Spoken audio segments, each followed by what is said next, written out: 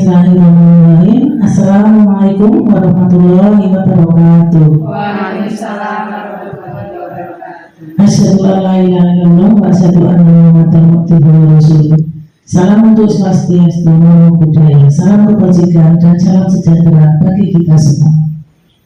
Yang terhormat Bapak Kepala Sekolah SD Negeri Blosor, yang kami hormati Bapak dan Ibu Guru SD Negeri Blosor, dan yang kami hormati karyawan serta karyawati SD Negeri Blosor yang berbahagia. Selamat pagi Bapak dan Ibu peserta sosialisasi. Kami ucapkan terima kasih atas kesediaan Bapak Ibu untuk menghadiri acara pagi ini, dan saya mohon izin untuk memandu acara sosialisasi pada hari ini. Puji dan syukur kita panjatkan kehadirat Allah Subhanahu wa Ta'ala atas limpahan rahmat-Nya kepada kita semua, sehingga kita dapat berkumpul di SD Negeri Blosor dalam acara sosialisasi budaya positif. Salawat dan salam semoga tercurah pada junjungan kita Kanjeng Nabi Muhammad Sallallahu Alaihi Wasallam, keluarga serta para sahabat beliau. Semoga kita mendapat syafaat di yaumul akhir. Sebelum acara dimulai, saya akan membacakan susunan acaranya sebagai berikut. 1. Pembukaan. 2. Menyanyikan lagu kebangsaan Indonesia Raya. 3. Sambutan. 4. Sosialisasi yang dilanjutkan dengan diskusi dan tanya jawab. 5. Penutup. Memasuki acara yang pertama, pembukaan. Para hadirin sosialisasi yang berbahagia, mari kita buka acara ini dengan membaca basmalah bersama-sama. Bismillahirrahmanirrahim. Terima kasih. Mudah-mudahan dengan doa yang kita panjatkan, acara sosialisasi bisa berjalan dengan lancar. Memasuki acara yang kedua, yaitu menyanyikan lagu kebangsaan Indonesia Raya. Kepada para hadirin, kami persilahkan untuk berdiri.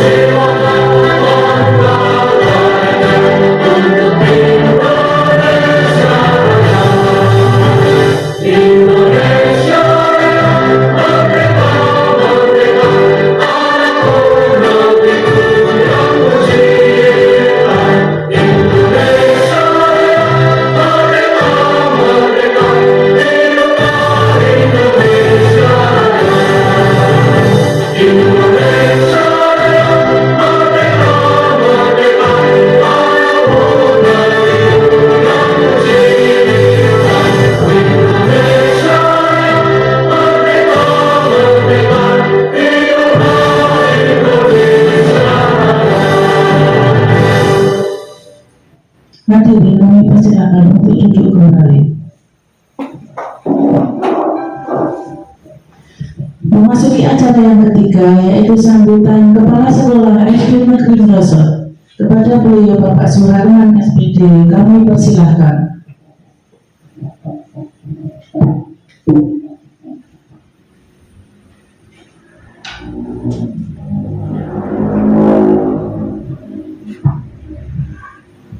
Bismillahirrahmanirrahim. Assalamualaikum warahmatullahi wabarakatuh. Rabbi shrah li sadri wa yassir li amri wahlul 'uqdatam min lisani yafqahu qawli. Amma ba'du.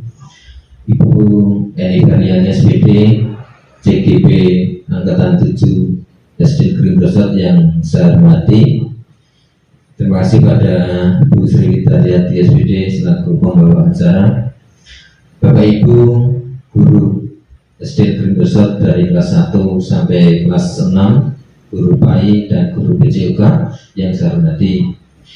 Pertama kali marilah kita panjatkan puji dan syukur kehadirat Allah Subhanahu wa Ta'ala yang telah memberikan rahmat, karunia, kesehatan, panjang umur kepada kita semua. Di sela-sela libur anak, kita tetap bekerja, tetap beraktivitas dalam rangka meningkatkan kompetensi kita.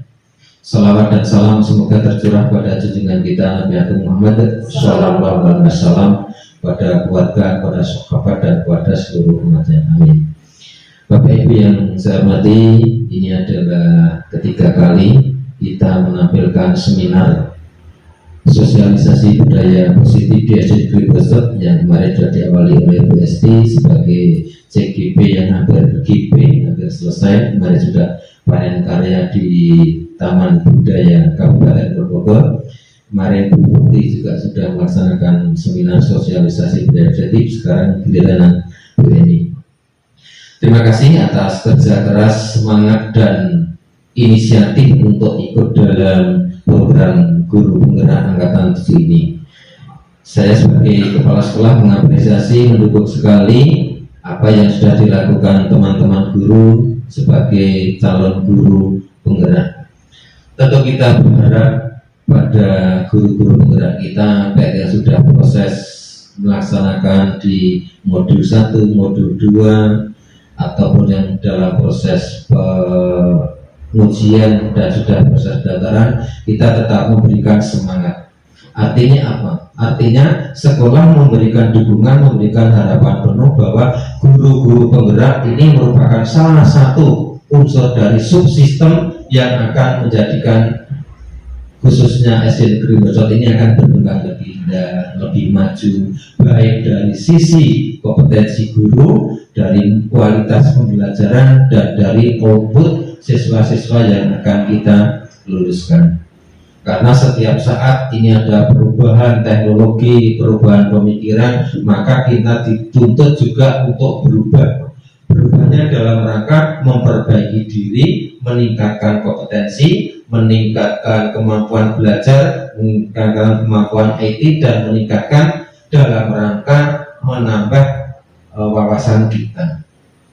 Sebagai guru, terutama apalagi bagi guru kelas 6 ini, mesti harus bisa dengan cepat, dengan sigap menyikapi segala perubahan-perubahan yang ada, baik perubahan kebijakan masalah kurikulum merdeka, kebijakan guru pembelajar, nanti ada pengajar praktik, ada fasilitator dan sebagainya.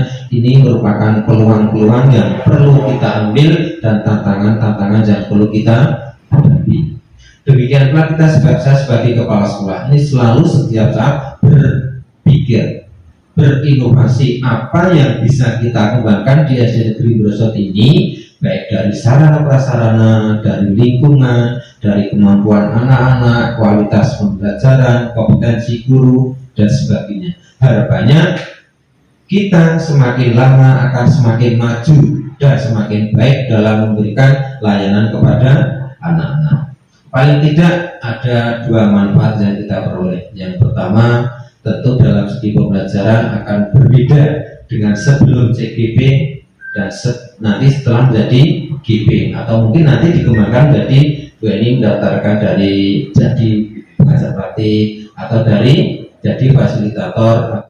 Ini artinya kita diberikan kesempatan oleh pemerintah. Namun memang kesempatan yang diberikan oleh pemerintah itu tidak mudah. Tidak setiap orang mau dan mampu mengambil kesempatan ini. Hanyalah mereka yang memang dalam koridor aturan sudah mengajar 5 tahun lamanya dan memiliki usia di bawah 50 tahun. Nah, kita yang sudah di luar koridor itu ya bagaimanapun juga tetap bisa meningkatkan kompetensi. Nanti bisa dari Bu Eni, dari Bu Esti, ini kita bisa in-house training, bisa Bu Eni memberikan sosialisasi atau berbagi ilmu. Akhirnya ini kita memberikan semangat pada semuanya, pada Bu Eni, Bu Bukti, Bu Sriwi, Pak Lukman, Pak Ismanto, Bu Lindra yang dalam proses pendaftaran sebagai calon guru penggerak. kita motivasi, kita doakan semoga perjalanan dari awal pendaftaran, kemudian proses pembelajaran melalui daring atau luring, panen karya, kemudian ujian yang lain kita semangati, semoga semua lulus dengan baik, memberikan manfaat bisa untuk mendapatkan repat untuk kenaikan pangkat dan jabatan, angka kreditnya juga. Yang paling utama adalah meningkatkan kompetensi pribadi sebagai guru di SD Negeri Brosot. Kiranya itu Bapak Ibu yang bisa kita sampaikan. Harapannya nanti perjalanan sosialisasi budaya musik ini benar-benar menjadikan mindset kita berbeda. Kalau kemarin seperti ini, kita kembangkan budaya positif apa saja yang bisa diungkapkan, bisa dimunculkan, bisa dikembangkan, dan bisa dijadikan budaya di SD Negeri Brosot ini. Banyak kekurangan kejelasan, mohon maaf yang seterusnya. Assalamualaikum warahmatullahi wabarakatuh. Kita semangat untuk ini, untuk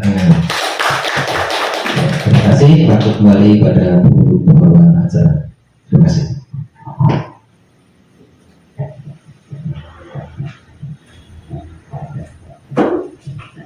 Terima kasih kepada Bapak Suharno SPD yang telah memberikan sambutan.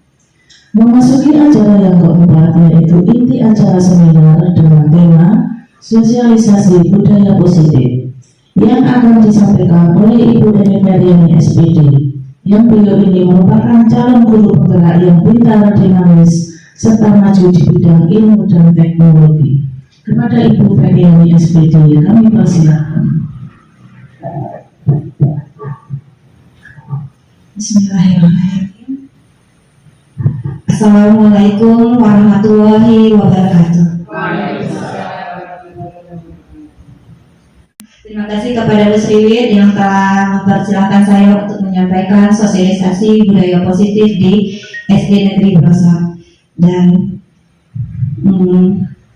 yang saya hormati Bapak Kepala Sekolah SD Negeri Brosot, dan yang saya hormati Bapak Ibu Guru SD Negeri Brosot yang pada kesempatan ini telah dapat menghadiri acara sosialisasi budaya positif yang merupakan salah satu materi pada pendidikan calon guru penggerak angkatan 7 pada modul 1.4. Puji dan syukur kita hadirkan kepada Allah Subhanahu wa Ta'ala, yang mana pada hari ini kita telah diberi kesehatan serta umur yang panjang sehingga kita dapat berkumpul di kelas 6A yang sederhana ini. Terus salawat berinsalam juga kita hadiahkan kepada pangkuan Nabi Allah Muhammad Sallallahu Alaihi Wasallam, yang mana beliau telah mengantarkan kita dari alam kebodohan ke alam yang penuh pengetahuan yang seperti kita rasakan saat ini. Semoga kita semua mendapatkan manfaatnya pada hari akhir nanti. Bapak Ibu, saya diberi kesempatan untuk berdiri di depan saat ini bukan berarti saya nanti akan menggurui Bapak Ibu, tetapi saya hanya berbagi pengalaman saya, dan mari kita belajar bersama, seperti itu ya. Ya, seperti yang saya sampaikan tadi, di sini adalah sosialisasi budaya positif. Untuk mempersingkat waktu, mari kita masuk kepada acara intinya, yaitu kita memasuki pada materi.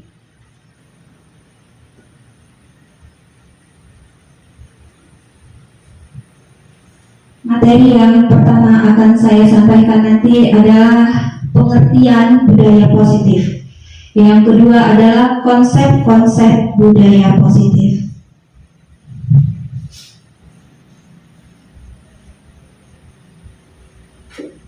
Nah, Bapak Ibu tentunya sudah sering sekali ya mendengar kata-kata budaya. Budaya biasanya yang kita sering dengar adalah adat istiadat, rumah adat, bahasa daerah, itu yang biasa kita sering dengar. Nah, memang benar, itu termasuk budaya. Budaya itu adalah suatu kebiasaan. Kalau yang tadi adat istiadat, rumah adat, tarian daerah, bahasa daerah, itu adalah kebiasaan-kebiasaan pada suatu daerah.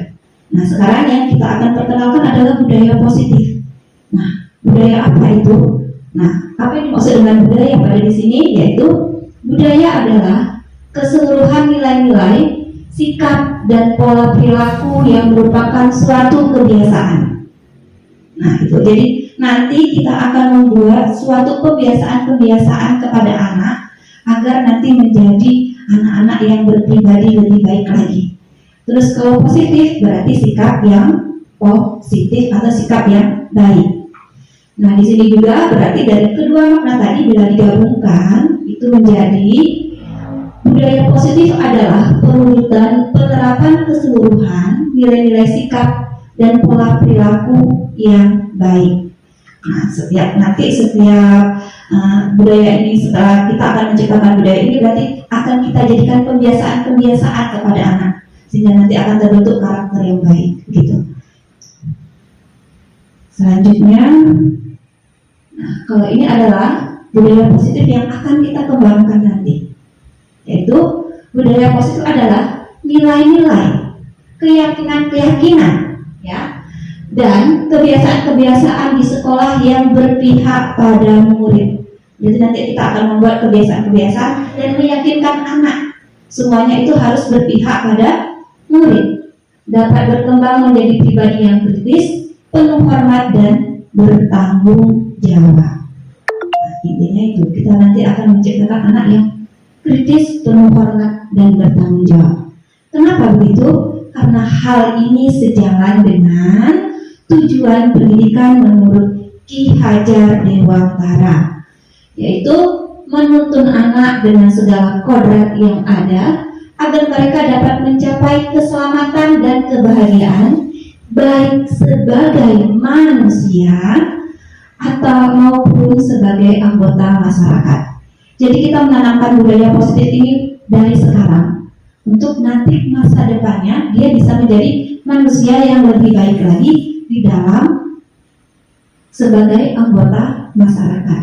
Nah, yang perlu saya tekankan pada materi ini sekarang adalah kita itu sebagai guru adalah menuntun. Nah, saya catat ya. Berarti yang saya catat adalah penekanan. Nanti akan kita hubungkan dengan materi selanjutnya.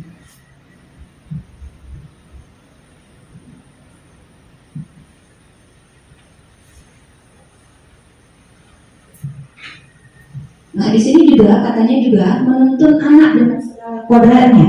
Berarti kodrat anak itu yang Bapak Ibu perlu ketahui, kodrat anak itu ada dua, yaitu kodrat alam dan kodrat zaman. Sebagai guru kita harus mengetahui, harus memahami kodrat anak itu.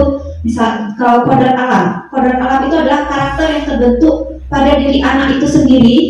Misalkan karakter ini kalau anak-anak yang ada di pesisir pantai dengan anak-anak di kota, dengan anak-anak yang di pegunungan, itu kodrat alamnya berbeda-beda, tergantung dengan karakter dia bawa dari diri dia sendiri sesuai dengan lingkungannya. Nah, kalau kodrat zaman berarti kita sebagai guru harus mengajar atau memberi pembelajaran sesuai dengan zamannya. Ya, seperti kita menggunakan PowerPoint atau Canva sebagai pembelajaran, terus menggunakan teknologi supaya anak itu berkembang sesuai dengan zamannya, begitu ya.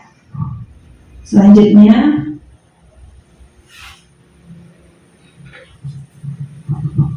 dalam menciptakan budaya positif di sekolah itu dibutuhkan. Nah, kalau menjalankan budaya positif di sekolah itu, misalkan saya nih yang udah mempelajari dan sudah mempelajari tentang budaya positif, itu tidak bisa kalau saya jalankan sendiri. Maka dari itu saya harus mensosialisasikan kepada Bapak Ibu di sini. Karena apa?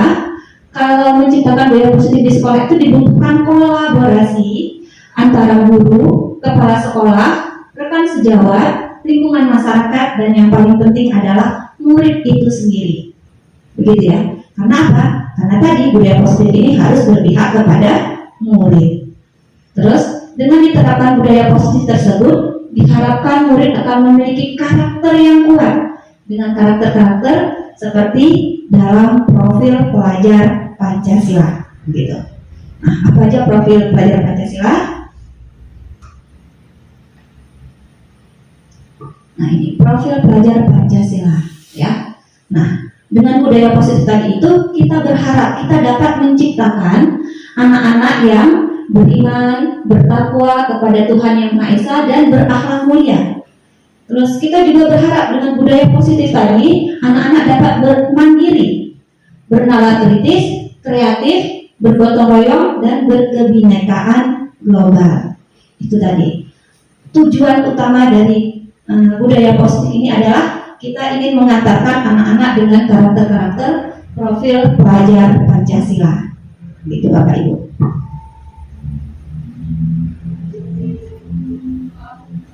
Ya, boleh silakan masuk. Nah, tadi sudah yang pertama. Yang kedua yang akan saya jelaskan adalah konsep budaya positif. Nah, pada konsep budaya positif ini ada 7 yang akan saya jelaskan nanti. Yang pertama, perubahan paradigma belajar. Yang kedua, disiplin positif dan nilai-nilai kebajikan. Yang ketiga, kebutuhan dasar manusia. Yang keempat, motivasi perilaku manusia. Dan yang kelima, posisi kontrol restitusi. Posisi kontrol restitusi ini adalah posisi kontrol kita sebagai guru, ya. Terus yang keenam ada keyakinan kelas, dan yang ketujuh ada segitiga restitusi. Nah, yang ketujuh inilah yang menjadi poin penting kita nantinya untuk menciptakan budaya positif di sekolah. Gitu.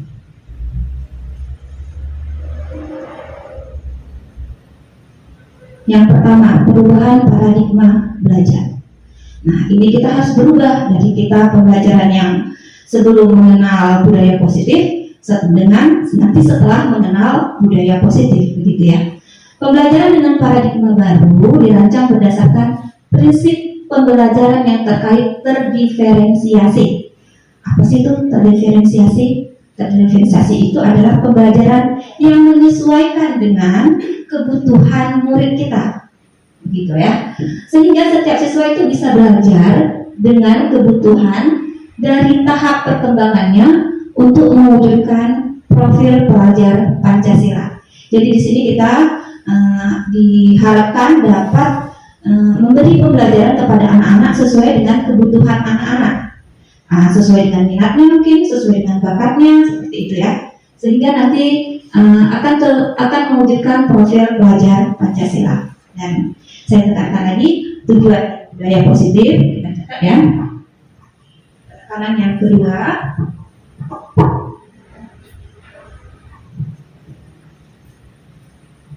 tujuan budaya positif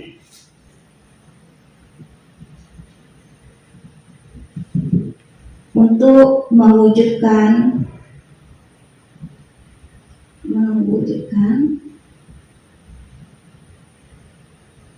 anak dengan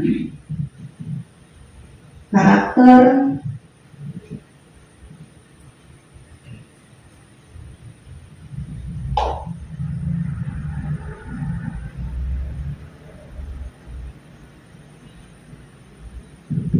Nah, ini adalah penekanan kedua dalam materi budaya positif. Yang pertama, guru harus menuntut. Yang kedua, tujuan dari budaya positif adalah mewujudkan anak dengan karakter profil pelajar Pancasila. Selanjutnya, selanjutnya itu adalah materi disiplin positif. Nah, disiplin positif, salah satu upaya mewujudkan budaya positif tadi itu adalah kita harus menggunakan disiplin positif, Bapak Ibu. Kalau biasanya kita kalau mendengar kata-kata disiplin itu biasanya apa ya Bapak Ibu yang ada di benak kita? Tepat waktu, terus apa lagi? Peraturan, begitu ya biasanya ya. Ada peraturan, terus ada kalau misalkan disiplin pasti nanti ada apa? Sanksi, begitu ya kan? Terus ada konsekuensi juga. Terus apa lagi biasanya yang kita dengar?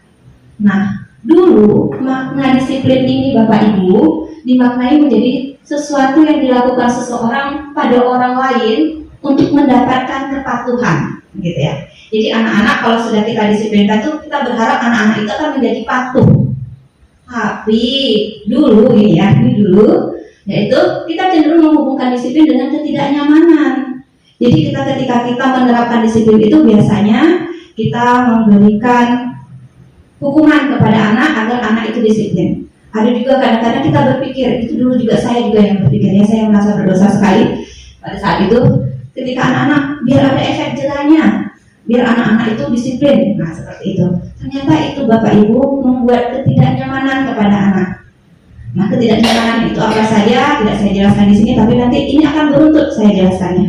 Akan saya jelaskan di slide selanjutnya. Nah ternyata hal tersebut itu bukan tidak benar, tapi belum sempurna belum sempurna apa yang telah kita lakukan tadi. Nah, ternyata sebagai pendidik itu tujuan kita adalah menciptakan anak-anak yang memiliki disiplin sehingga mereka bisa berperilaku dengan mengacu nilai-nilai kebajikan universal yang memiliki motivasi intrinsik, bukan ekstrinsik. Jadi ada 3 penekanan bagi saya hari ini ya. Sekarang ya. Yang ketiga,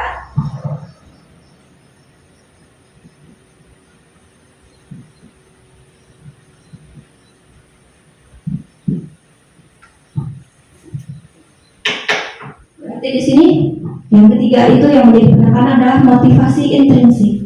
Jadi apa motivasi intrinsik itu? Motivasi yang ada pada diri anak itu sendiri. Jadi kita memunculkan disiplin itu supaya anak itu memiliki kesadaran diri. Ya, nah kesadaran itu dibangun bukan dari ekstrinsik tapi dari intrinsik. Apa itu saja nanti kita akan bahas pada slide selanjutnya. Nah, di sini akhirnya kalau di sini hanya disiplin saja, kalau yang di sini dijelaskan adalah disiplin positifnya. Ya. Nah, Disiplin positif merupakan salah satu cara penerapan disiplin yang bertujuan untuk menumbuhkan kesadaran. Nah, dari intrinsik, jadi kesadaran, serta memberdayakan anak untuk melakukan tanpa sogokan, ancaman maupun hukuman. Jadi kita mendisiplinkan anak nanti yang pada budaya positif ini, bagaimana caranya tanpa sogokan. Sogokan itu berarti memberi penghargaan Bapak Ibu. Misalkan begini, kamu jangan melakukan ini ya, atau kamu nanti kalau melakukan ini nanti akan guru kasih sesuatu. Nah begitu. Jadi ada sogokan, memberi kesadaran bagi kita itu penghargaan untuk anak karena sudah berbuat yang baik kayak gitu. Ternyata itu salah Bapak Ibu, itu tidak bisa kita lakukan atau lebih kepada tidak tepat untuk kita lakukan, dikarenakan nanti anak-anak itu akan merasa kalau nggak dikasih sesuatu, aku nggak mau berbuat itu, seperti itu. Jadi nah ini kalau sogokan itu juga termasuk ekstrinsik, jadi dari luar, bukan dari kesadaran diri anak-anak. Dia ingin berbuat sesuatu karena dia ingin sesuatu, begitu. Jadi dia ingin berbuat baik karena dikasih sesuatu. Kalau nanti tidak dikasih sesuatu, maka dia tidak akan berbuat baik, dan efek dia berbuat baik itu nanti hanya sementara ketika diberi penghargaan. Gitu. Terus dengan ancaman, otomatis kalau ancaman tadi membuat ketidaknyamanan. Jadi nanti kalau anak-anak kita kasih ancaman, kita kasih hukuman, itu membuat ketidaknyamanan bagi anak. Apa efeknya? Nanti kita lihat pada slide selanjutnya.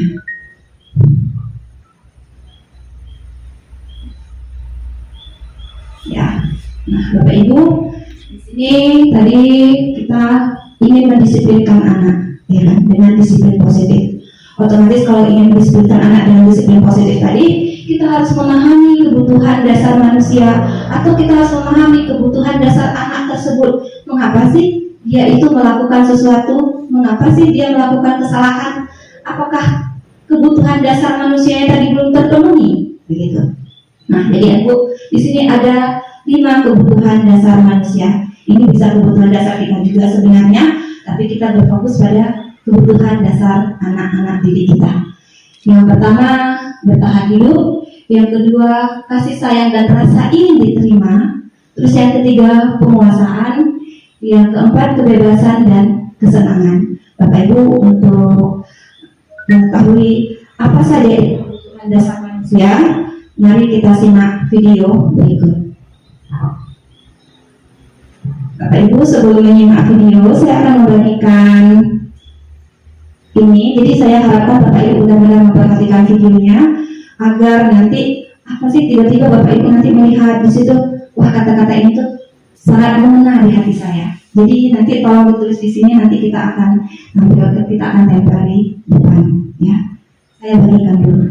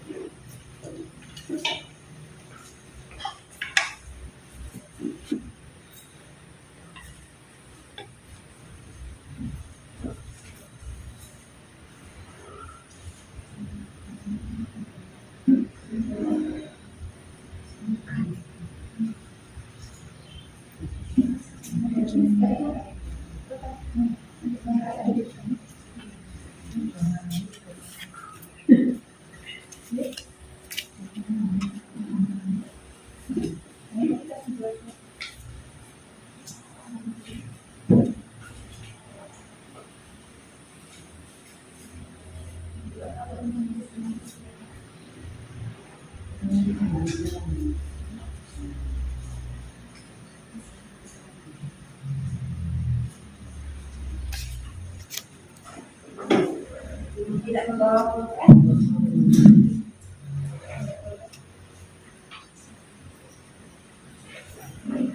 Ada lagi yang tidak membawa pulpen?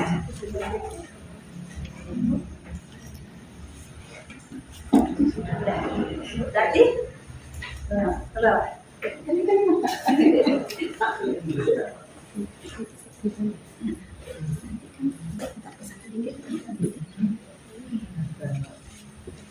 Saya akan setel videonya.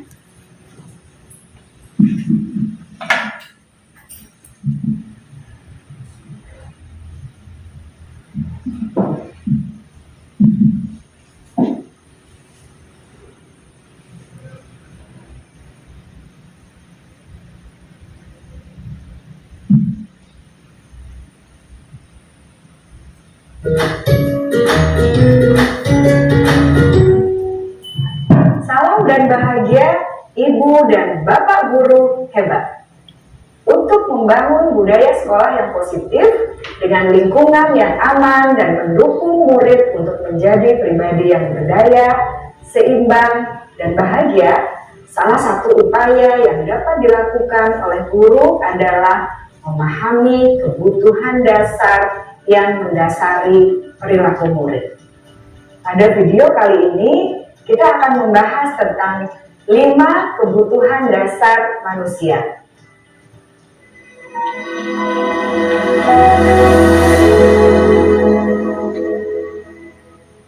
Ki Hajar Dewantara dalam salah satu kutipannya menyatakan, kita ambil contoh perbandingannya dengan hidup tumbuh-tumbuhan.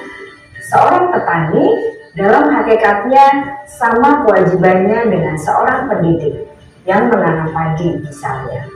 Hanya dapat menuntun tumbuhnya padi. Ia dapat memperbaiki kondisi tanah, memelihara tanaman padi, memberi pupuk dan air, membasmi ulat-ulat atau jamur-jamur yang mengganggu hidup tanaman padi, dan lain sebagainya.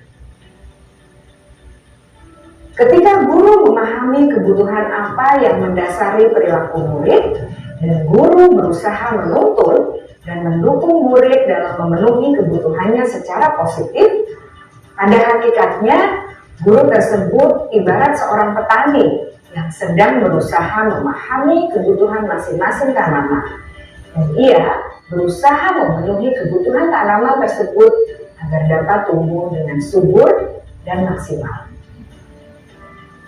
Dr. William Glasser, seorang psikiater dari Amerika Serikat, menyatakan bahwa seluruh tindakan manusia memiliki tujuan tertentu, yaitu memenuhi kebutuhan dasarnya.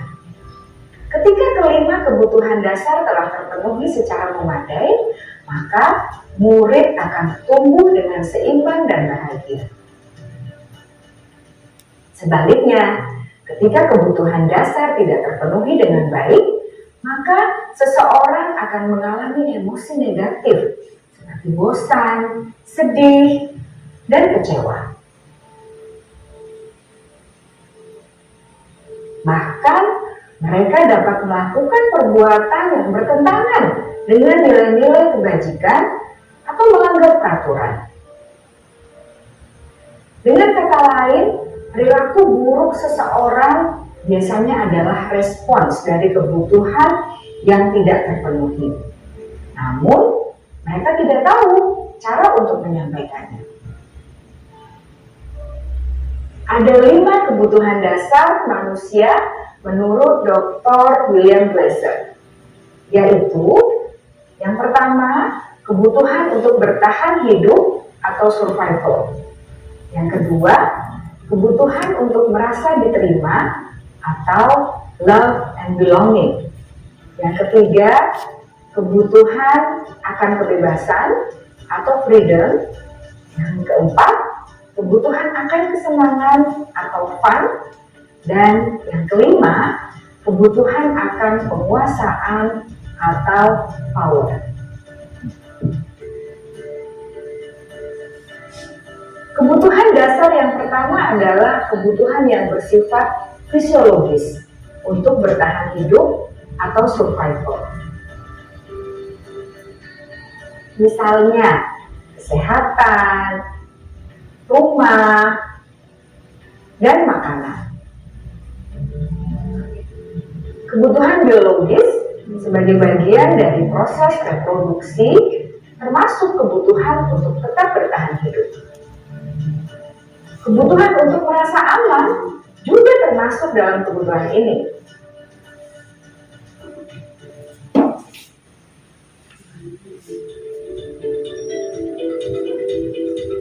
Agar murid dapat belajar dengan baik, kebutuhan mereka akan merasa aman, pangan, sandang, dan papan harus terpenuhi. Bagaimana mungkin mereka dapat belajar dengan baik bila mereka datang ke sekolah dengan perut yang lapar atau bila rumah mereka kebanjiran?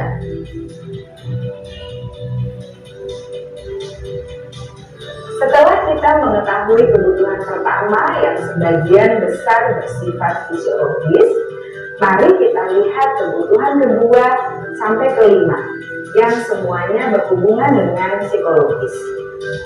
Mari kita lihat kebutuhan yang kedua, yaitu kebutuhan akan perasaan diterima oleh kelompok atau komunitasnya, atau kebutuhan love and belonging.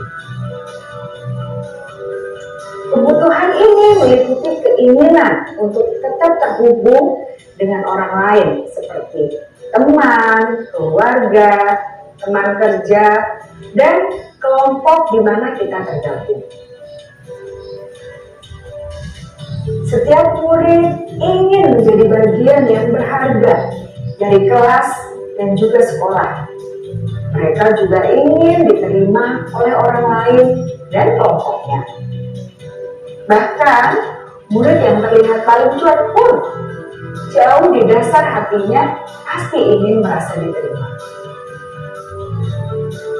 Sebagai guru, seharusnya kita dapat menerima murid kita apa adanya, sesuai dengan kodratnya. Karena setiap murid adalah unik. Mereka memiliki kekuatannya masing-masing, sehingga guru seharusnya bisa menciptakan kesempatan untuk murid berkolaborasi dan memiliki ikatan emosi satu sama lain. Murid-murid yang memiliki kebutuhan yang besar untuk merasa diterima, biasanya mereka belajar karena suka pada gurunya, dan mereka juga suka bekerja dalam kelompok. Kebutuhan yang ketiga adalah kebutuhan akan kebebasan atau kebutuhan membuat pilihan. Murid harus diberi kesempatan untuk membuat pilihan dan bertanggung jawab atas pilihan yang mereka telah ambil. Memberi mereka kebebasan bukan berarti membiarkan mereka melakukan apa saja yang mereka mau, melainkan lebih memberi mereka kesempatan untuk membuat pilihan, menyuarakan pendapat mereka dengan percaya diri, dan memberi mereka kesempatan untuk mencoba hal-hal yang baru. Pembelajaran dengan metode yang beragam dan menarik juga akan memenuhi kebutuhan murid tentang kebebasan ini. Pembelajaran berdiferensiasi, di mana guru menyediakan beberapa jenis tugas yang bisa dipilih oleh murid sesuai minat mereka, sangat baik untuk mengembangkan murid menjadi lebih mandiri dan memiliki motivasi internal. Karena kebutuhan akan kebebasan pada dasarnya adalah kebutuhan untuk mandiri, memiliki otonomi, memiliki pilihan, dan mampu mengendalikan arah hidupnya sendiri.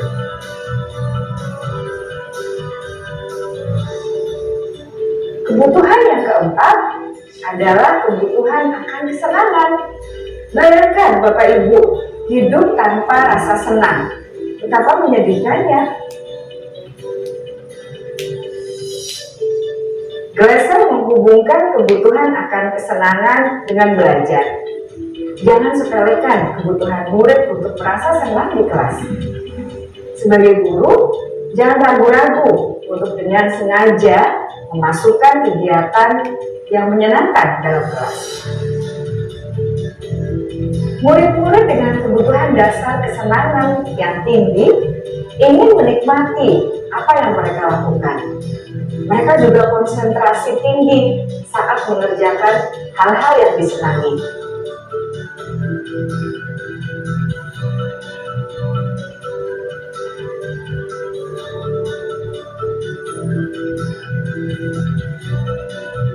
Kebutuhan yang kelima adalah kebutuhan akan penguasaan. Setiap murid memiliki kebutuhan untuk merasa kompeten, menjadi terampil, diakui pencapaian dan keterampilannya,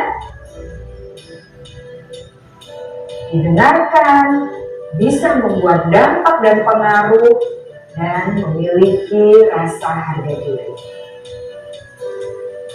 Mereka sebaiknya diberi kesempatan untuk membuat keputusan tentang hal-hal yang penting dalam hidupnya dan tidak merasa dikontrol oleh sistem sekolah. Pada murid yang telah menginjak usia remaja, seringkali mereka merasa tidak memegang kendali atas kehidupannya sendiri, karena guru kerap kali berpengaruh dalam mengambil keputusan. Murid-murid yang memiliki kebutuhan dasar akan penguasaan yang tinggi biasanya selalu ingin menjadi pemimpin. Mereka juga suka mengamati sebelum mencoba hal-hal yang baru. Mereka juga perfeksionis dan merasa kecewa bila melakukan kesalahan.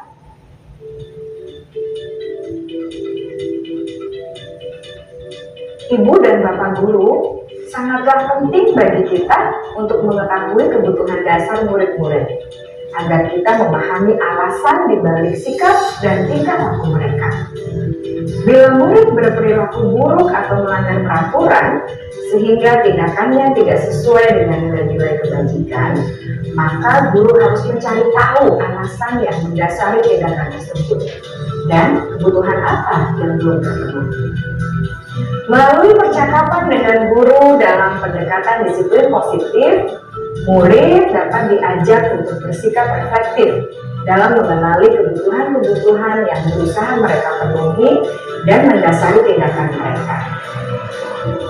Jika guru mengabaikan perilaku buruk murid, maka perilaku tersebut akan berpengaruh pada suasana kelas yang kurang kondusif dan akan berpengaruh pada tujuan dari pendidikan itu sendiri. Ibu bapak guru hebat, mari kita menjadi guru yang lebih baik dengan memahami kebutuhan dasar murid-murid kita dan senantiasa memimpin mereka untuk menjadi pribadi yang berdaya, seimbang, dan bahagia. Salam dan bahagia, Ibu dan Bapak guru hebat.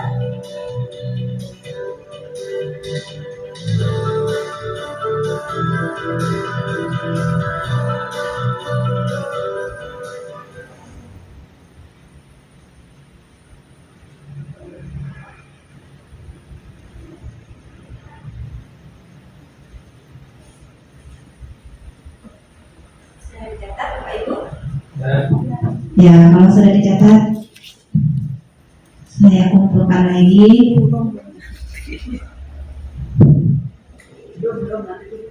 Ya,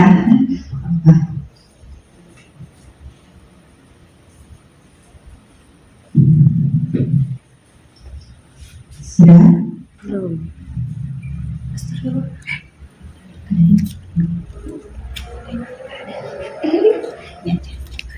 Oke.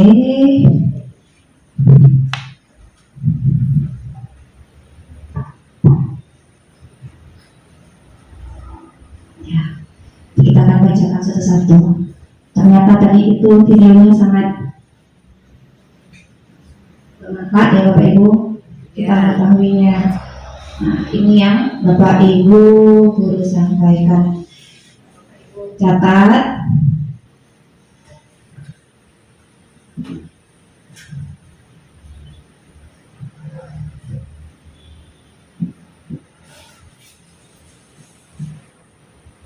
Ya, kita dapat perhatikan di sini ada jika kebutuhan dasar tidak terpenuhi, siswa terkadang melakukan perbuatan yang bertentangan dengan nilai-nilai kebajikan atau melanggar peraturan. Kita tadi sudah ketahui Bapak Ibu ada 5 kebutuhan dasar dari manusia, yaitu yang pertama bertahan hidup,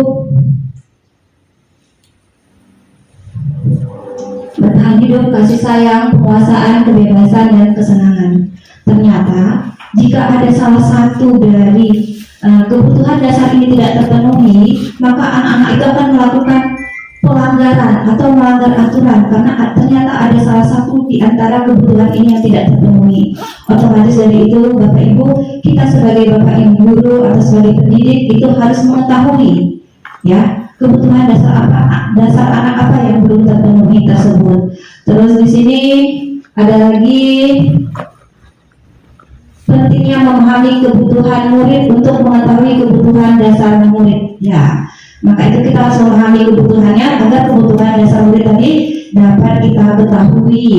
Terus seluruh tindakan manusia memiliki tujuan, yaitu memenuhi kebutuhan dasarnya. Nah, tujuan dari manusia itu untuk memenuhi kebutuhan dasarnya. Dan benar, ketika anak-anak melakukan kesalahan tadi itu, mungkin ada salah satu dari kebutuhan dasar yang tadi belum terpenuhi. Jadi kita ingin menciptakan budaya positif itu dengan cara disiplin positif. Kita ingin menciptakan disiplin positif itu dengan cara apa? Mengetahui kebutuhan dasar anak-anak kita tadi, gitu ya. Jadi materi ini secara tidak langsung berkelanjutan. Terus di sini guru ibarat seorang petani yang berusaha memahami kebutuhan masing-masing tanaman. Oleh karena itu guru harus memahami kebutuhan muridnya. Ya, benar sekali ya. Terus ada lagi, sebagai guru kita dapat menerima murid kita apa adanya sesuai kodratnya, karena setiap murid itu unik. Ya, benar sekali, memiliki kekuatan masing-masing. Guru bisa berkesempatan untuk berkolaborasi dengan murid dan memiliki ikatan emosi satu sama lain. Nah, Bapak Ibu, dari tadi itu ternyata banyak Bapak Ibu yang mencatat hal-hal yang ada di video tadi. Nah, dari itu Bapak Ibu, jika kita ingin membuat disiplin positif, maka kita harus mengetahui, memahami kebutuhan murid apa yang belum terpenuhi. Dengan cara apa? Menanyakan kembali. Misalkan dia tadi suka minta-minta makanan dengan temannya. Nah, gitu ya. Kita tidak boleh langsung duduk, kamu itu kok minta-minta makan dengan temannya, kenapa? Gitu. Tidak boleh langsung marah, tapi kita tanya.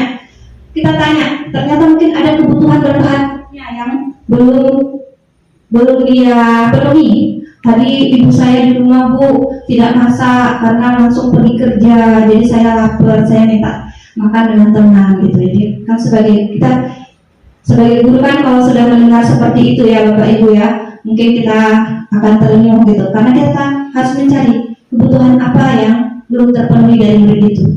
Nah, terus kita harus memahaminya, begitu ya Bapak Ibu.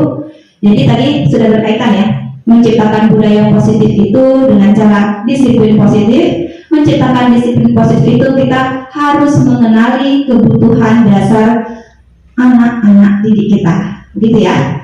Lanjut.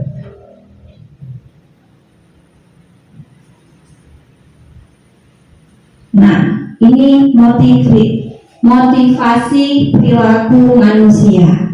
Jadi kadang-kadang anak-anak itu berbuat kesalahan atau motivasi perilaku manusia di sini yaitu merupakan dorongan yang timbul pada diri seseorang secara sadar atau tidak sadar untuk melakukan suatu tindakan dengan tujuan tertentu. Motivasi apa sih kok bisa dia melakukan kesalahan ini gitu ya? Motivasi perilakunya apa gitu.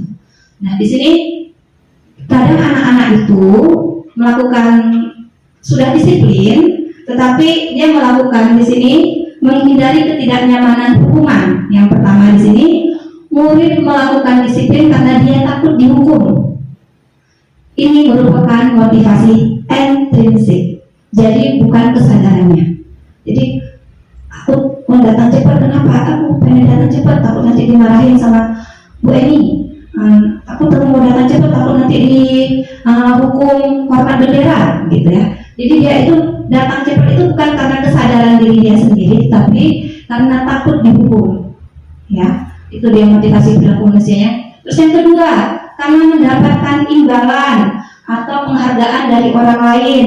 Nah, di sini murid melakukan disiplin karena ingin mendapatkan imbalan, dan ini juga merupakan motivasi intrinsik. Jadi dia ingin menjadi baik ketika dikasih penghargaan atau dikasih imbalan, begitu. Ya. Terus, nah yang ini, yang terakhir ini yang diharapkan kita sebagai guru atau pendidik dapat lakukan, yaitu menghargai nilai-nilai kebajikan. Murid melakukan disiplin karena kesadaran akan nilai kebajikan dirinya. Ini merupakan motivasi intrinsik. Sekali lagi tadi saya sudah menekankan bahwa kita ingin menciptakan menciptakan budaya positif itu yaitu motivasi intrinsik. Jadi kita nanti ingin membuat budaya positif ini karena kesadaran anak-anak tadi, begitu ya. Selanjutnya, nah Bapak Ibu, ini adalah konsep disiplin dengan identitas gagal. Mungkin saya sebagai guru, khususnya saya dulu sebelum mengenal apa itu budaya positif, ya, saya merasa berdosa sekali ya. Ternyata apa yang saya lakukan dulu itu adalah konsep disiplin dengan identitas gagal, Bapak Ibu. Yang pertama, saya melakukan hukuman. Ya, mungkin hukuman kalau saya pikir waktu dulu hukuman saya itu mendidik anak. Gak mungkin dong kita sebagai guru menghukum terus nanti bukan dengan prinsip mendidik anak. Padahal kita tuh rencananya ingin mendidik anak supaya lebih patuh dan belajar yang lebih baik lagi gitu. Ternyata dengan konsep hukuman ini masih belum tepat, Bapak Ibu. Kenapa? Karena hukuman itu menyakitkan bagi anak. Ya, terus kenapa lagi? Karena tidak nyaman. Hukuman tersebut itu membuat anak tidak nyaman. Terus apalagi murid menjadi takut. Terus apalagi memaksa. Kenapa dikatakan memaksa? Karena yang biasa saya lakukan, ini saya ya. Kembali lagi saya contohkan ke saya ya. Terus kalau hukuman ini memaksa karena saya memberi solusi kepada anak. Misalkan dia hari ini tidak membuat tugas. Ya, tidak membuat tugas. Nanti kamu setelah selesai pembelajaran, kamu nanti piket ya, karena kamu tidak membuat tugas. Jadi yang menentukan hukuman itu saya. Otomatis yang menentukan hukuman untuk anak itu saya. Maka dari itu saya memaksakan kehendak saya atau memaksakan hukuman saya tadi itu kepada anak. Jadi itu makanya di situ disebutkan hukum itu memaksa. Gitu. Terus murid menyembunyikan kesalahan. Nah ini yang paling sering kita dengar nih, karena takut dihukum. Tidak, bukan saya, dia itu yang membuat saya begini. Tidak, bukan saya. Padahal akhirnya dia menyembunyikan kesalahan dia karena dia takut dihukum. Nah akhirnya kita menciptakan apa? Menciptakan murid-murid yang tidak jujur nantinya. Karena itu anak murid itu karena takut dihukum tadi. Terus ini yang paling berefek sangat buruk ya, yaitu murid menjadi rendah diri karena kita sering menghukum, begitu. Yang kedua, konsep disiplin dengan identitas gagal yang kedua karena memberi penghargaan, Bapak Ibu. Yang pertama, tidak efektif. Kenapa tidak efektif? Dikatakan tidak efektif karena dia akan berbuat baik itu karena dikasih penghargaan. Misalkan di kelas saya, anak-anak itu patuh dengan saya karena saya itu sering memberi penghargaan kepada anak-anak. Tapi ketika ada guru, itu kan bukan cuma saya di sekolah, ada guru lain, misalkan guru agama, guru PJOK, dan guru bahasa Inggris dan lainnya. Nah, ketika mereka bapak ibu guru lainnya tidak memberi penghargaan, maka dia tidak melakukan hal-hal yang positif. Dia hanya positifnya sama saya aja, efektifnya sama saya, tapi dengan guru lain tidak. Jadi maka di sini dikatakan, untuk dikatakan tidak efektif itu lebih tepat. Karena apa? Karena dia melakukan kebaikan itu karena ketika diberikan penghargaan. Ketika tidak diberi penghargaan, dia itu tidak melakukan kebaikan, begitu. Terus merusak hubungan atau iri. Nah, biasanya kita gitu ya. Yang baik-baik itu kan anak-anaknya gitu aja itu. Nah, terus nanti yang dikasih penghargaan dia lagi. Akhirnya apa? Hubungan antara murid satu dengan murid lainnya jadinya tercipta hubungan iri. Nah, merusak hubungan antara anak yang satu dengan anak yang lainnya. Terus mematikan kreativitas anak. Nah, dia melihat ini anak-anak yang lainnya ini, anak murid tadi melihat anak-anak lainnya itu daya tangkapnya cuma segini. Jadi kalau aku ngelakuin ini aja udah dapat penghargaan, males yang lebih baik dari ini gitu. Jadi dia tidak menghargai dirinya sendiri ya. Terus menghukum dengan sistem perankingan. Nah, itu memang sudah kita laksanakan di sini, bahwa setiap ujian atau pas itu atau part ya, itu kita tidak membuat ranking karena nanti akan bagi yang pintar-pintar memang termotivasi, tapi bagi yang masih belum bisa, tapi ingat Bapak Ibu, anak-anak itu kita tidak dapat menilai secara kognitif saja. Terkadang anak-anak yang memiliki kognitifnya itu kurang, dia mempunyai kelebihan-kelebihan. Nah, seperti tadi ada dikatakan, anak itu memiliki keunikan, ya, keunikan karena dia memiliki bakat yang lain. Seperti kadang kalau kognitifnya kurang, olahraganya bagus. Kalau kognitifnya kurang, kadang nanti tariannya bagus, seninya bagus. Kadang ada juga anak-anak yang matematikanya nggak bagus, tapi IPA-nya bagus gitu. Jadi tidak kita, itulah tadi yang seperti yang saya katakan bahwa anak-anak itu unik gitu ya. Terus di sini merampas hak menghargai dirinya. Jadi di sini ketika yang lainnya diberi penghargaan, ketika dia tidak, berarti padahal dia memiliki kelebihan yang lain tadi ya. Terus yang terakhir itu bersifat sementara. Seperti yang saya jelaskan pada yang tidak efektif tadi, kan bersifat sementara. Ketika dia diberi penghargaan, terus dia berbuat baik. Ketika tidak diberi penghargaan, tidak berbuat baik. Jadi dia bersifat sementara. Nah, ini adalah konsep disiplin dengan identitas gagal, Bapak Ibu.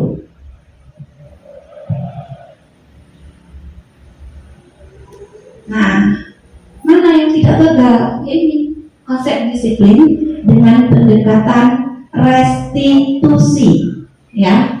Sebuah cara menanamkan disiplin positif pada murid itu adalah dengan pendekatan restitusi. Nanti apa itu restitusi? Nanti akan dijelaskan pada yang tadi kan yang terakhir ya.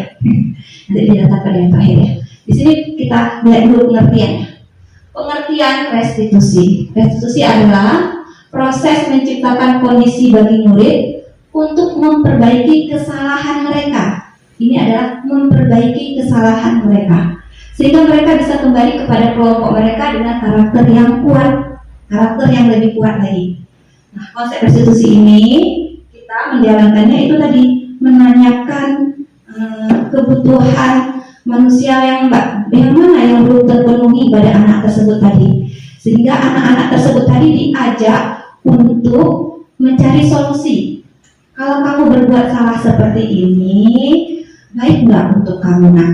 Kalau kamu nanti menjalankan ini, baik nggak untuk kamu? Kalau tidak baik, baiknya yang mana? Begitu, ya. Terus, jadi di sini nanti ketika anak-anak sudah kembali ke kelompoknya lagi nanti, ya, itu anak-anak sudah tahu solusi apa yang dia dapatkan untuk memperbaikinya, sehingga dia bisa kembali ke kelompok mereka dengan karakter yang lebih kuat. nanti akan dijelaskan pada slide selanjutnya apa sih itu. Nah, itu masih rahasia. Jadi rahasianya itu nanti di slide selanjutnya, begitu ya. Nah, ciri-ciri restitusi. Yang pertama, bukan menebus kesalahan, namun belajar dari kesalahan. Ketika kita menggunakan pendekatan restitusi ini, nanti anak-anak akan mencari solusi sendiri dari kesalahannya itu sendiri.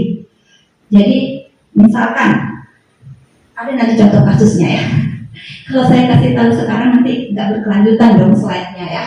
Terus itu tadi, yang pertama dia itu bukan menebus kesalahan, namun belajar dari kesalahan. Anak-anak diajak untuk belajar dari kesalahan. Yang kedua, memperbaiki hubungan. Ya, berarti nanti kalau kita anak-anak sudah salah, terus dia ditanyakan, sebaiknya kamu melakukan apa? Oh, nanti saya akan minta maaf bu, kayak gitu ya. Jadi setelah nanti akan memperbaiki hubungan. Terus tawaran, bukan pemaksaan. Nah, di sini apa namanya ya? Kita memberi tawaran. Apa yang akan kamu lakukan kalau kamu berbuat salah seperti ini? Nah, nanti saya akan meminta maaf bu, dan saya tidak akan mengulanginya lagi. Atau nanti kalau misalkan terlambat. Nah, kalau terlambat itu baik nggak buat kamu? Tidak bu, mengapa tidak baik? Jadi kita sebagai guru itu menuntun anak dengan pertanyaan-pertanyaan restitusi agar anak-anak itu bisa memunculkan sendiri solusinya dari pertanyaan-pertanyaan kita tadi. Jadi mengapa kamu terlambat? Saya telat bangun bu, itu seperti itu ya. Terus terlambat itu baik nggak buat kamu? Tidak bu, jadi saya ketinggalan pelajaran. Jadi kalau misalkan tidak baik buat kamu, kamu harus apa? Besok tidak terlambat lagi bu. Nah, gitu. Jadi yang di sini tawaran, berarti kita yang menawarkan, tapi solusinya itu dari anak tersebut, begitu. Jadi di situ tawaran bukan paksaan. Kalau tadi hukuman kan paksaan ya, yang membuat hukuman itu gurunya. Gitu ya.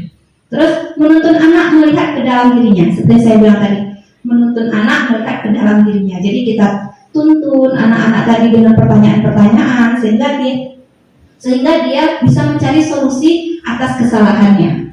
Terus fokus pada karakter. Nah, disinilah tadi itu motivasi intrinsik. Jadi karakter anak terbentuk atas apa? Kesadaran anak itu sendiri.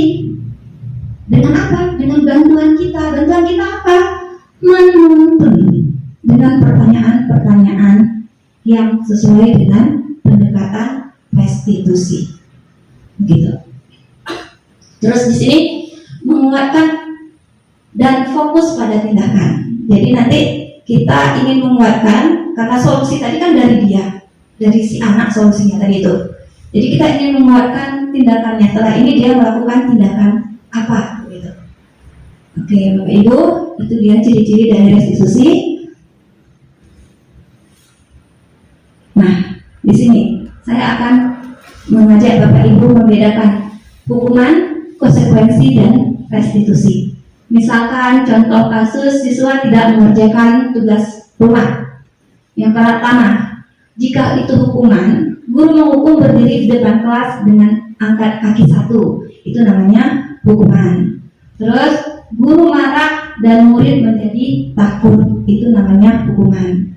Terus kalau konsekuensi, nah konsekuensi ini memberi sanksi menulis ulang sampai 3 kali. Karena tadi tidak mengerjakan tugas, dia jadi disuruh ulang sampai 3 kali. Ini biasanya yang sering kita lakukan ya Bapak Ibu ya. Ternyata itu tadi identitas gagal Bapak Ibu. Terus di sini memang guru tegas terhadap siswa dan siswa menghormati peraturan. Tetapi ini tadi dia juga siswa tadi tidak merasa nyaman ya dengan konsekuensi tersebut. Terus kalau restitusi, nah ingat tadi restitusi adalah menanyakan secara menuntun pertanyaan-pertanyaan agar anak tadi mendapatkan keyakinannya. Ya, itulah guru menanyakan keyakinan kelas. Ya, nanti keyakinan kelas kita selanjutnya. Dirinya membantu siswa menyelesaikan masalah. Jadi membuat pertanyaan keyakinan kelas. Terus nanti kita membuat pertanyaan-pertanyaan yang menuntun siswa untuk menyelesaikan masalah. Terus yang kedua, guru terbuka dan siswa menghormati dirinya dan orang lain. Jadi langkah yang harus kita penuhi adalah langkah yang restitusi untuk menciptakan apa tadi?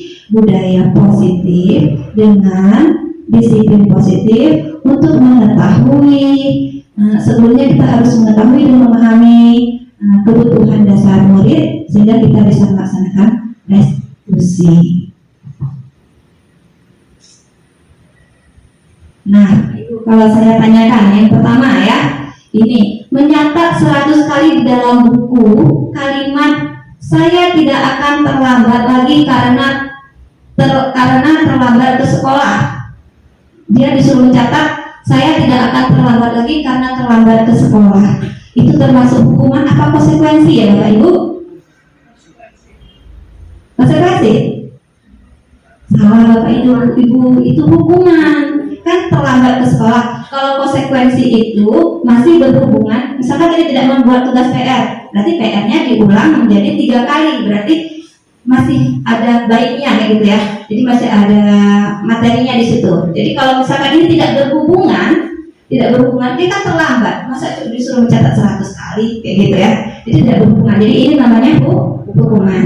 Terus lari mengelilingi lapangan basket 2 kali karena terlambat hadir di sekolah. Hukuman apa konsekuensi?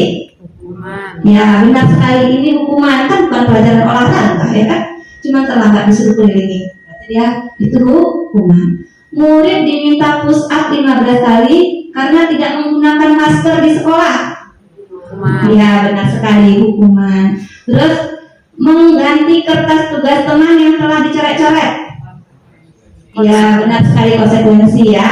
Terus membersihkan tumpahan air di meja tulis karena tersenggol saat belajar. Iya benar sekali, konsekuensi. Lari mengelilingi lapangan basket 2 kali karena terlambat 10 menit untuk pelajaran PJOK. Iya benar sekali, karena dia berhubungan dengan pelajarannya gitu ya. Itu beda antara hukuman dengan konsekuensi. Jadi Bapak Ibu sudah paham ya.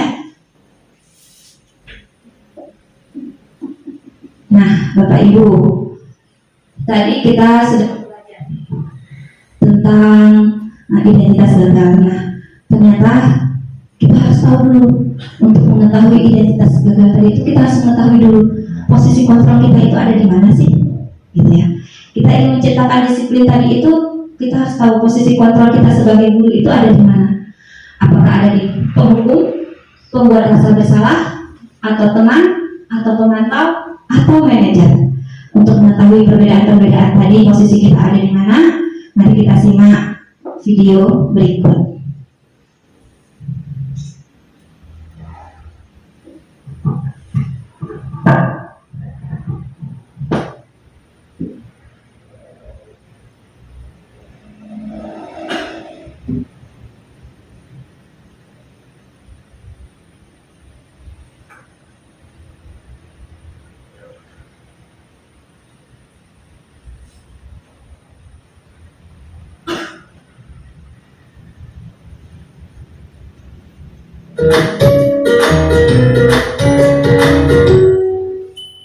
Salam bahagia Ibu dan Bapak guru hebat.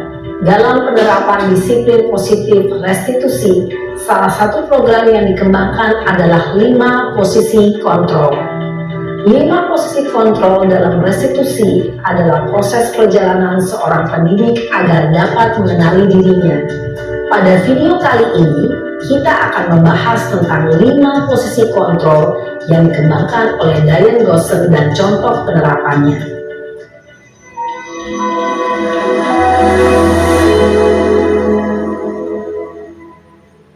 Lima posisi kontrol itu adalah: 1. Posisi penghukum. 2. Posisi pembuat merasa bersalah. 3. Posisi teman. 4. Posisi pemantau atau monitor. Dan 5. Posisi manajer. Untuk lebih memahami kelima posisi tersebut, mari kita saksikan kasus Naren yang terlambat hadir 20 menit di sekolah dan melihat bagaimana kelima posisi kontrol dalam menghadapi masalah tersebut.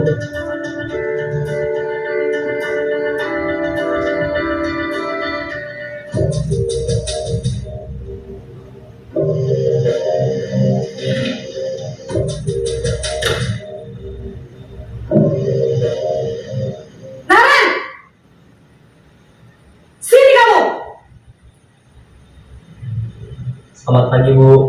Selalu terlambat. Kamu deh, pasti terlambat. Maaf, Bu. Saya Apa? Apa coba? Alasan kamu apa lagi? Kapan sih kamu tidak terlambat? Malas sekali ya kamu jadi anak. saya Dasar pemalas. Gak kapok-kapok sih kamu. Sudah berapa kali terlambat? Sana, kamu keliling lapangan basket 2 kali. Kenapa saya harus keliling lapangan basket, Bu? Kenapa? Kamu melawan ibu. Berani-beraninya jawab. Sudah terlambat, masih berani jawab pula. Sekarang, keliling lapangan basket 5 kali sekalian. Biar kapok. Cepat. Pergi sana ke lapangan basket. Posisi penghukum biasanya berbicara dengan nada tinggi, menghardik, menunjuk-nunjuk, menyakiti, dan menyindir. Hukuman bisa berupa fisik maupun psikis. Ibu dan bapak guru hebat. Dampak yang terjadi pada murid ketika guru berada pada posisi penghukum adalah murid cenderung akan memberontak, bahkan menyimpan dendam.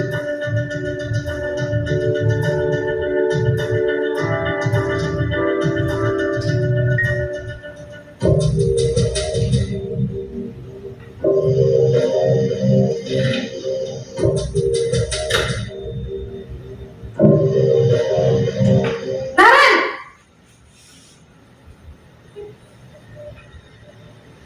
Selamat pagi, Bu. Naren. Kamu kenapa terlambat lagi, nak? Ya Tuhan, Naren. Kamu senang ya bikin ibu susah ya? Kalau kamu terlambat lagi, nanti ibu yang ditegur bapak kepala sekolah, nak. Disangka ibu tidak bisa membina kamu. Duh, gimana ini? Maaf, Bu. Duh, Gusti Naren. Kamu suka ya kalau ibu ditegur bapak kepala sekolah? Terus, sekarang ibu harus tulis apa ini di buku absen? Ini kamu sudah sering terlambat loh. Ibu harus apa coba? Maaf, Bu. Maaf sekali. Ya sudah, lain kali jangan bikin ibu susah lagi ya nak ya. Ibu tidak akan kuat lagi kalau kamu begini terus. Bisa jantungan kalau ibu tegur bapak kepala sekolah. Sana cepat ke kelas. Maaf ya, Bu. Maaf sekali. Posisi pembuat rasa bersalah berbicara dengan nada tenang, cenderung lembut.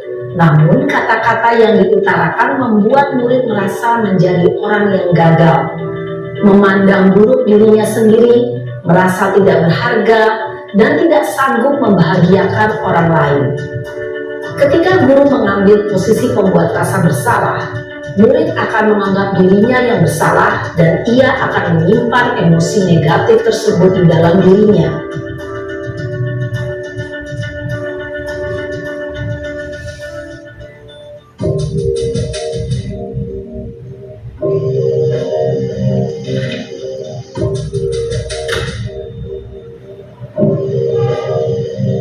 Naren!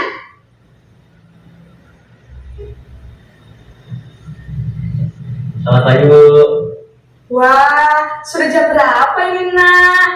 Terlambat lagi ya sayang. Iya, Bu. Habis ibu saya lupa bangunkan saya, Bu.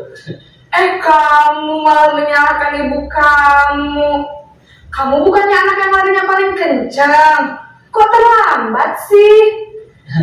Iya, Bu. Saya memang terlambat bangun tadi. Jadi, biarpun saya lari kencang, tetap gak kekejar, Bu. Ya sudah sana. Nanti lain kali larinya lebih kencang lagi ya. Biar gak terlambat lagi. Bikin seneng ibu. Demi ibu. Bisa kan? Bisa lah, Bu. Ya sudah sana masuk kelas. Ibu beresin urusan absen kamu. Kamu ini ada-ada saja. Dalam posisi teman, guru berbicara dengan nada suara ramah, akrab, cenderung bersenda gurau untuk menjaga suasana tetap santai. Murid akan merasa senang aman, dan akrab dengan guru. Identitas yang tercipta adalah identitas sukses atau berhasil. Namun, perlu diingat, karena ini masih dorongan eksternal, maka ada faktor ketergantungan dari murid kepada orang tertentu. Di sini, guru aksennya, sehingga di lain waktu, murid bisa berperilaku baik, namun hanya kepada orang-orang tertentu saja.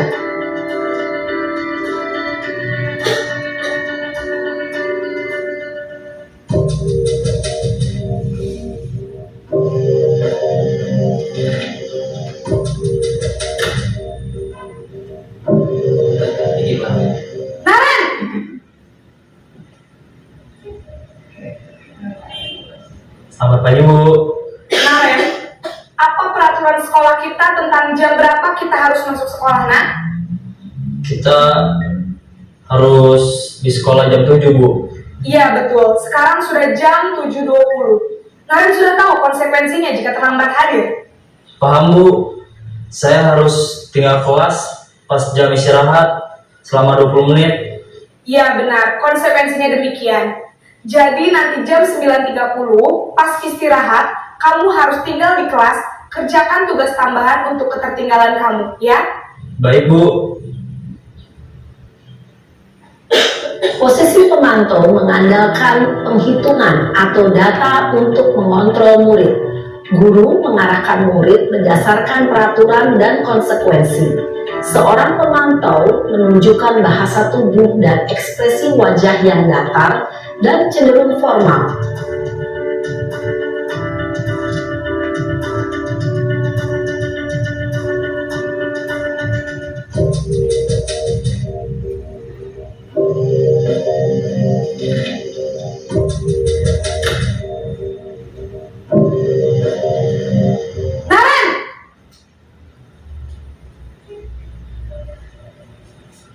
Selamat pagi, Bu.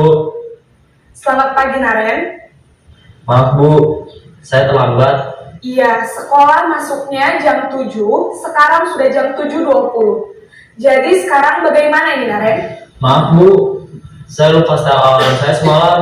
Baiklah, menurut kamu, keyakinan sekolah yang mana yang perlu kamu tingkatkan? Menghargai diri sendiri dan orang lain mungkin, ya, Bu. Setuju. Jadi, apakah Naren meyakini prinsip saling menghormati tersebut? Iya, Bu. Saya meyakininya. Apakah Naren bersedia memperbaiki masalah keterlambatan ini? Bersedia, Bu. Bagaimana kamu akan perbaiki masalah keterlambatan ini? Saya akan coba untuk tidak lupa menyetel alarm saya, Bu. Baik, kalau Naren lupa menyetel alarm di rumah, ada orang yang kira-kira bisa bantu mengingatkan tidak? Ada, Bu. Kakak saya, Kak Emma. Ada lagi selain Kak Emma? Selain Kak Emma, ada ibu saya. Baik, jadi yang mengingatkan Naren adalah Kak Emma dan ibu kamu, ya? Kira-kira akan mulai start alarm kapan nih, Naren? Setelah pulang sekolah, akan segera saya lakukan. Baik, jadi Naren akan setel alarm untuk bangun besok pagi dan akan diingatkan oleh kakak dan ibunda Naren, ya? Ada lagi yang mungkin perlu dilakukan, Naren, agar tidak terlambat bangun lagi? Tidak ada, Bu. Baik, Naren. Terima kasih untuk kerjasama kamu. Sekarang kamu perlu kembali ke kelas untuk belajar. Baik, Bu. Terima kasih. Posisi manajer adalah posisi kontrol yang disarankan untuk membimbing murid memiliki sikap disiplin yang positif, yaitu murid yang mandiri, bertanggung jawab, dan dapat memecahkan masalah. Tujuan dari posisi ini adalah agar murid dapat berefleksi atas tindakannya. Guru akan dengan tulus memberikan pertanyaan-pertanyaan bermakna, sehingga membuat murid dapat belajar dari kesalahannya dan mencari sebuah solusi untuk menyelesaikannya.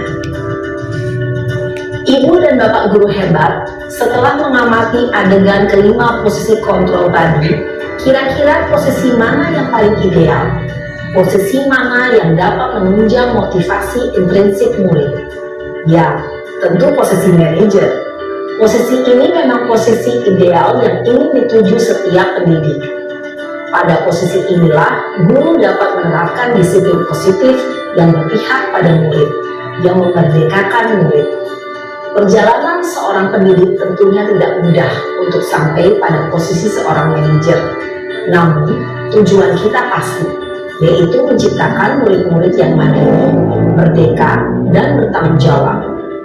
Semoga penggambaran 5 posisi kontrol yang telah diperlihatkan ini dapat menjadi ajang refleksi bagi kita semua, agar dapat terus mengasah dan menerapkan disiplin positif yang memerdekakan murid. Mari terus berlatih dan bersemangat. Selamat menerapkan. Salam dan bahagia, Ibu dan Bapak Guru hebat.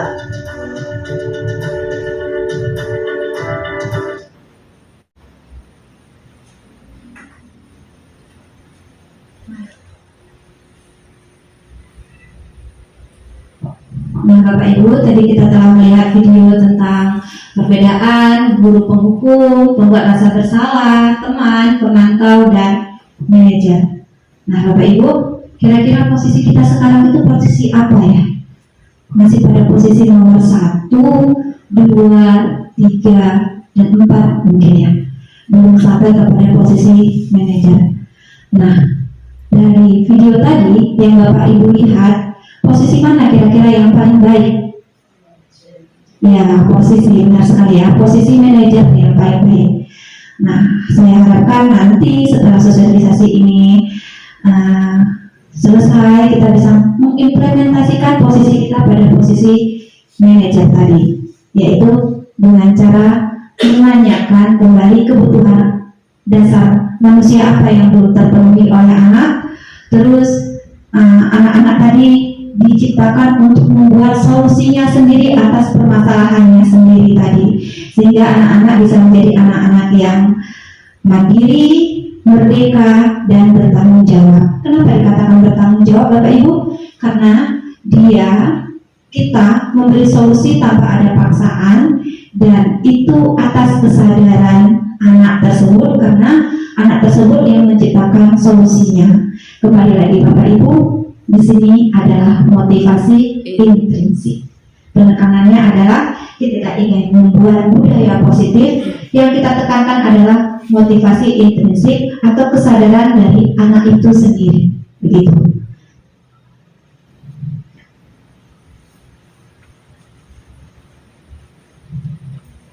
Nah, Bapak Ibu tadi juga ditanyakan, keyakinan kelas apa sih yang kamu langgar? Kamu yakin nggak kalau keyakinan kelas itu belum kamu lakukan, seperti itu ya?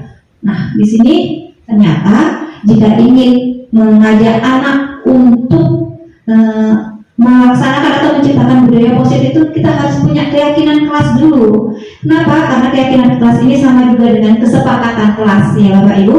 Jadi nanti kita bisa menggiring anak, keyakinan kelas mana sih yang belum kamu lakukan?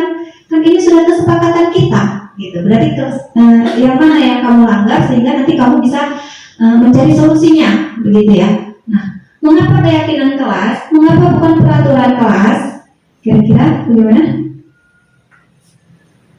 Ya, ada yang bisa tahu? Ya, karena tadi itu, ya Bapak Ibu, kalau keyakinan kelas itu kan yakin, keyakinan. Nah, budaya tadi itu ada nilai-nilai dan keyakinan. Berarti kalau sudah yakin di dalam diri kita, itu berarti sudah motivasi intrinsik. Nah, saya mau tanya nih, untuk mengapa keyakinan kelas dan bukan peraturan kelas, saya mau tanya gini. Seandainya Bapak Ibu di jalan raya ini ya, di jalan raya itu kan harus menggunakan helm, ya kan? Harus menggunakan helm. Nah, menurut Bapak Ibu, mengapa Bapak Ibu menggunakan helm? Melindungi diri, berarti keselamatan ya ceritanya ya, untuk keselamatan. Nah, kalau Bapak Ibu menjawab untuk keselamatan, berarti Bapak Ibu yakin dan akan menggunakan helm itu karena untuk keselamatan. Jadi mau keluar sedikit aja itu pakai helm karena yakin, wah aku mau selamat nih, aku nggak mau nanti tiba-tiba di sana ketabrak. Nah, yakin dan mau keluar jauh pun pakai helm, mau keluar sebentar pun pakai helm. Tetapi kalau misalkan Bapak Ibu gini, saya menggunakan helm karena ada polisi di situ, takut nanti ditilang kayak gitu. Nah, ketika tidak ada polisi, apa yang Bapak Ibu lakukan? Ya nggak pakai helm karena tadi apa? Nah, itu dia kalau namanya keyakinan itu diri kita, kesadaran diri kita. Sedangkan kalau peraturan itu tadi itu akan, nah kadang-kadang anak ini seperti ini Bu, peraturan itu untuk dilanggar katanya. Nah dari konsep peraturan untuk dilanggar ini, maka kita harus menanamkan keyakinan-keyakinan kepada anak tersebut, begitu ya. Nah mengapa keyakinan kelas dan bukan peraturan kelas? Karena apa? Karena keyakinan kelas ini dibuat secara bersama-sama dengan anak-anak. Nah, bagaimana cara membuat keyakinan kelas? Dan kalau dibuat bersama-sama, untuk dipatuhi bersama-sama. Dan satu lagi tadi ada penekanan juga, dan ini tidak ada paksaan. Kenapa tidak ada paksaan? Karena dibuat bersama-sama. Nah, bagaimana cara membuat keyakinan kelas? Nah, di sini bagaimana membuat keyakinan kelas? Lebih abstrak daripada peraturan. Artinya apa? Dia itu lebih sedikit daripada peraturan, lebih jelas dari, kalau peraturan itu kan nanti banyak beruntur-untur. Namanya juga anak-anak ya, makin banyak yang diingat, banyak yang lupa malahan ya. Nah, jadi lebih abstrak dari peraturan. Terus berupa pernyataan universal. Berarti pernyataan-pernyataan yang umum. Misalkan ini, anak tadi itu dia membuat kesepakatan kelasnya, kan kita ngirim untuk bersama-sama. Bu, saya itu suka membuli gitu. Jadi peraturan kelas yang kita buat apa? Seperti kesepakatan kelas 6A itu berkata-kata baik dan sopan. Jadi lebih universal, bukan kita bilang tidak boleh membuli, bukan, tetapi berkata-kata baik dan sopan. Terus, nah seperti itu ya. Berarti dia lebih bersifat umum. Terus dibuat dalam bentuk positif. Nah, bentuk positif itu artinya tidak ada boleh kata-kata yang negatif ada dalam kesepakatan kelas. Misalkan tidak boleh membuang sampah sembarangan, tidak boleh, karena ada kata-kata tidak itu adalah kata-kata negatif. Anak-anak kita Bu, kalau dibilang jangan, malah itu yang dilakukan, ya kan? Maka itu tidak boleh ada kata-kata yang negatif. Jadi tadi tidak boleh buang sampah sembarangan. Jadi kita rubah maknanya negatif tadi menjadi positif. Buanglah sampah pada tempatnya, atau jagalah kebersihan kelas, seperti itu. Jadi tidak pada boleh kata-kata tidak, jangan. Nah itu ya. Jadi harus dalam bentuk positif. Terus sedikit saja agar mudah diingat. Jadi nggak usah banyak-banyak, sedikit saja, tergantung tadi itu, sesuaikan dengan kondisi kelas agar mudah diterapkan. Jadi sedikit saja tergantung kondisi kelas. Misalkan kelas saya nih suka bully-bulian gitu, jadi saya buat situ berkata-kata baik dan sopan, tergantung kelas saya berarti ya. Terus kadang-kadang anak-anak suka buang sampah sembarangan, jadi saya minta di situ menjaga kebersihan. Jadi tergantung kondisi kelas masing-masing. Karena jadi dia tidak bersifat mengikat harus itu gitu ya. Dan itu dia harus disepakati oleh anak-anak. Terus semua warga kelas dilibatkan dalam membuat keyakinan kelas. Jadi nanti semuanya dibuat keyakinan kelas. Ini sangat berhubungan Bapak Ibu dengan restitusi tadi ya. Karena pada akhir restitusi tadi kita harus menghubungkan keyakinan kelas mana yang dia langgar. Kenapa? Keyakinan kelas itu nantilah yang bisa kita buat. Ini dulu, ini keyakinan kita ini seperti ini, jadi itu yang harus kamu penuhi. Kenapa kamu penuhi? Karena kamu sendiri atau kita bersama-sama yang membuat keyakinan tersebut. Maka dari situ nanti di segitiga restitusi ada yang terakhir menanyakan keyakinan kelas. Tetap belum saya jelaskan sekarang, nanti kita jelaskan di slide selanjutnya. Nah ini dia segitiga restitusi. Apa itu segitiga restitusi? Kita lihat lagi video berikut.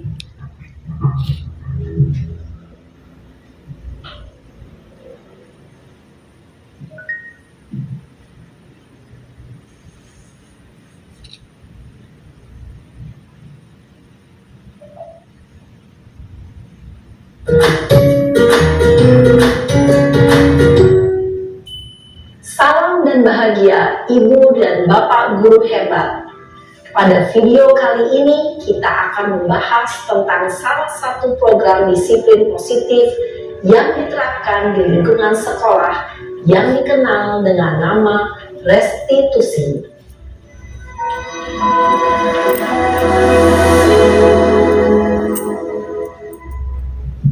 Restitusi dikembangkan oleh pakar pendidikan Diane Gosson, berlandaskan pada teori kontrol Dr. William Glaser. Segitiga restitusi adalah suatu proses dialog yang dijalankan oleh guru atau orang tua agar dapat menghasilkan murid yang mandiri dan bertanggung jawab. Pada saat guru di posisi manajer, aspek yang dikembangkan pada murid adalah motivasi intrinsik, sehingga penanaman nilai-nilai kebajikan dapat tumbuh dan berkembang menjadi suatu kebiasaan positif yang akhirnya membentuk karakter murid. Proses dialog ini terdiri dari 3 langkah yang digambarkan pada ketiga sisi pada segitiga restitusi. Sisi pertama adalah menstabilkan identitas. Sisi yang kedua adalah validasi tindakan yang salah. Dan sisi yang ketiga adalah menanyakan keyakinan. Ibu dan Bapak guru, berikut ini akan ditunjukkan bagaimana seorang guru berada dalam posisi manajer menggunakan penerapan segitiga restitusi.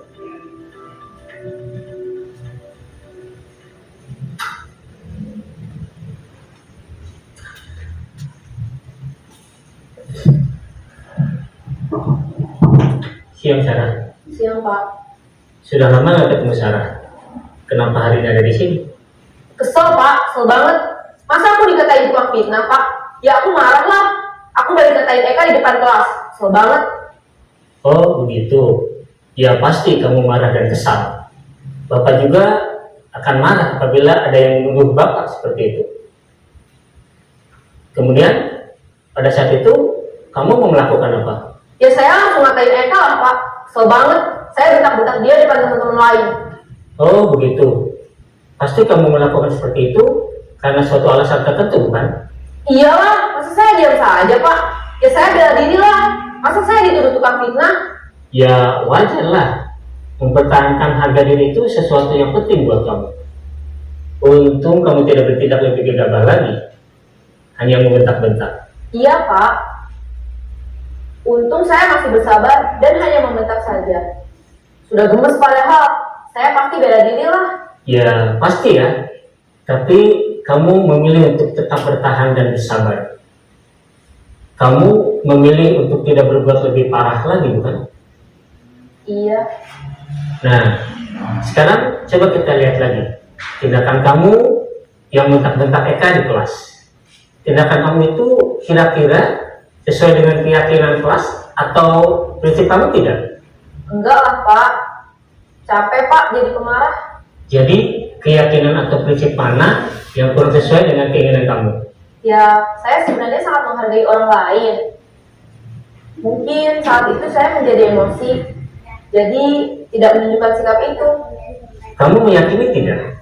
Menghargai orang lain itu penting buat kamu. Yakinlah, Pak. Iya, setuju. Kita harus saling menghargai. Namun, ada juga keyakinan yang kita sepakati yang perlu kita jalankan apabila kita sedang marah, bukan? Ya, saya bisa lebih proaktif, mulai dengan diri sendiri. Saya bisa jadi lebih bersabar, mengambil waktu jeda untuk berpikir mau apa selanjutnya. Kira-kira kamu bersedia memperbaiki masalah ini tidak? Bersedia, Pak. Kalau kamu memperbaiki masalah ini, kamu akan menjadi orang seperti apa? Saya akan menjadi orang yang bertanggung jawab kali ya, Pak. Dan senantiasa proaktif. Iya, menurut kamu bagaimana rasanya menjadi orang seperti itu? Ya nyaman lah, bangga bisa bersabar dan menahan diri. Baiklah kalau begitu. Yuk kita pikirkan bagaimana memperbaiki masalah ini.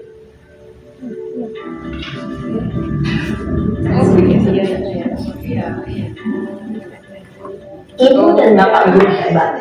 Baru saja kita menyaksikan contoh bagaimana seorang guru berada dalam posisi manajer menggunakan penerapan segitiga restitusi. Mari kita bahas satu persatu. Pada sisi pertama, menstabilkan identitas berdasarkan pada prinsip bahwa membuat kesalahan adalah bagian dari proses pembelajaran. Posisi pertama dari segitiga ini berperan menggeser identitas murid dari identitas gagal ke identitas sukses. Murid yang sedang bertingkah laku yang tidak pantas atau menarik diri saat itu sedang mengalami identitas gagal. Bila kita mengkritiknya, maka posisinya tidak akan berubah. Kita bisa mengajukan pernyataan-pernyataan ini. 1. Membuat kesalahan sesuatu yang wajar. 2. Manusia tidak ada yang sempurna. 3. Kita bisa memperbaiki masalah ini. 4. Saya tidak menanyakan kesalahannya. Saya lebih fokus bagaimana memperbaiki masalah ini. 5. Apakah saat ini kamu tengah menjadi orang yang baik untuk dirimu sendiri? Pada sisi kedua, validasi tindakan yang salah berlandaskan pada prinsip bahwa setiap perilaku berupaya memenuhi suatu kebutuhan tertentu. Guru yang telah memahami teori kontrol akan bergeser dari pemikiran stimulus respon menjadi proaktif dan mencoba untuk mengenali tujuan dari perilaku murid. Mengenali dan mengakui kebutuhan murid ini dapat memperbaiki hubungan dengan murid tersebut. Pernyataan atau pertanyaan bisa disampaikan dengan nada suara tidak menghakimi atau memojokkan, sehingga dapat mengembalikan murid pada posisi positif. 1. Kamu bisa saja bertindak lebih gegabah lagi dari ini. 2. Kamu bukan melakukannya tanpa suatu alasan tertentu. 3. Kamu melakukannya karena mempertahankan sesuatu yang penting bagimu. 4. Mungkin kamu bisa mempelajari suatu perilaku baru yang lebih efektif. Bersediakah kamu mempelajarinya? Selanjutnya, kita akan simak sisi terakhir, yaitu menanyakan keyakinan. Teori kontrol menyatakan bahwa pada dasarnya kita termotivasi secara intrinsik. Pada saat perilaku yang salah telah divalidasi dan identitas sukses telah stabil, maka murid telah siap mengaitkan keyakinan-keyakinannya dengan tindakannya yang salah dan pemikirannya telah bergeser ingin menjadi orang yang dituju. Pertanyaan-pertanyaan ini dapat mengaitkan keyakinan-keyakinan yang dianut murid. 1. Sebagai keluarga atau kelas, apa yang kita yakini? 2. Nilai-nilai apa yang telah kita sepakati? 3. Seperti apa gambaran sebuah kelas yang ideal bagi kamu? 4. Kamu ingin menjadi orang seperti apa?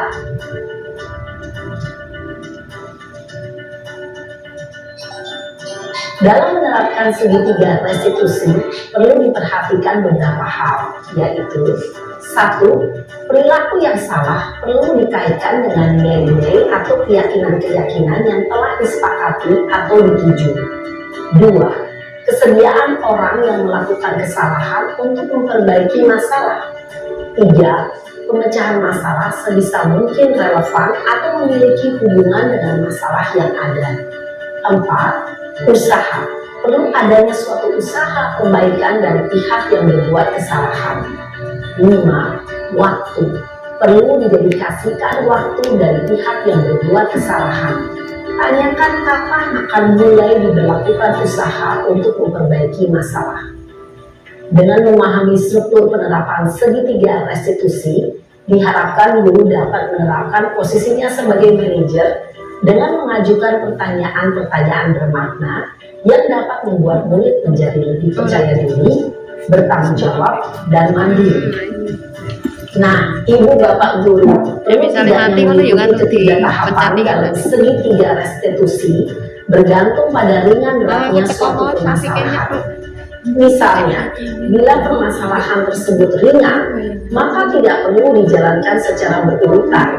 Bahkan bisa semudah menanyakan apa keyakinan yang kita sepakati. Dengan menjalankan segitiga restitusi, dengan mengajukan pertanyaan-pertanyaan bermakna, diharapkan murid menjadi lebih kuat secara pribadi, dapat membuka wawasan murid agar dapat menyelesaikan permasalahannya sendiri, semakin percaya diri, mandiri, dan merdeka. Salam dan bahagia, Ibu Bapak Guru hebat.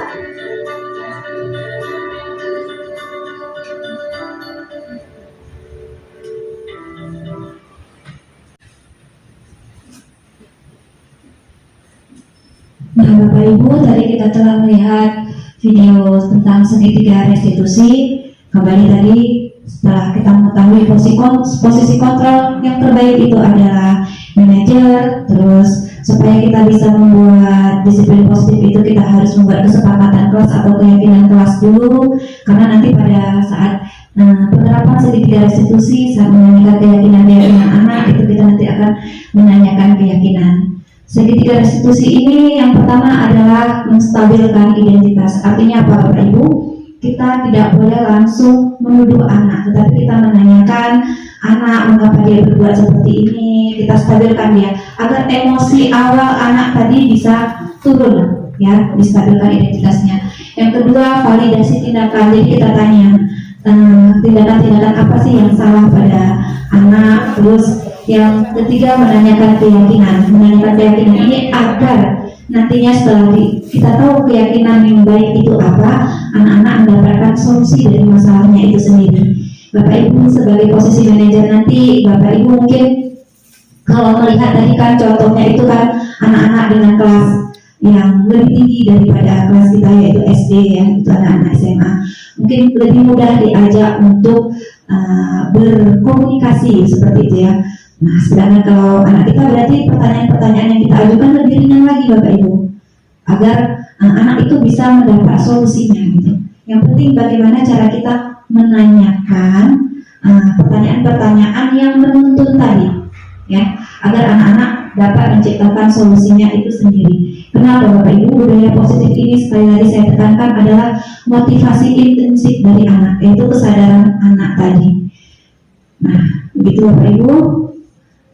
Segitiga restitusinya. Terus, nah, Bapak Ibu, dalam penerapan disiplin positif, hendaknya guru memiliki standar kepribadian profesional dan sosial yang baik, di mana guru mampu berefleksi pada posisi kontrol yang saat ini, posisi kontrol kita saat ini, menuju ke posisi AMO atau manajer, yang menuntun murid menjadi insan mandiri, merdeka, dan bertanggung jawab, Bapak Ibu.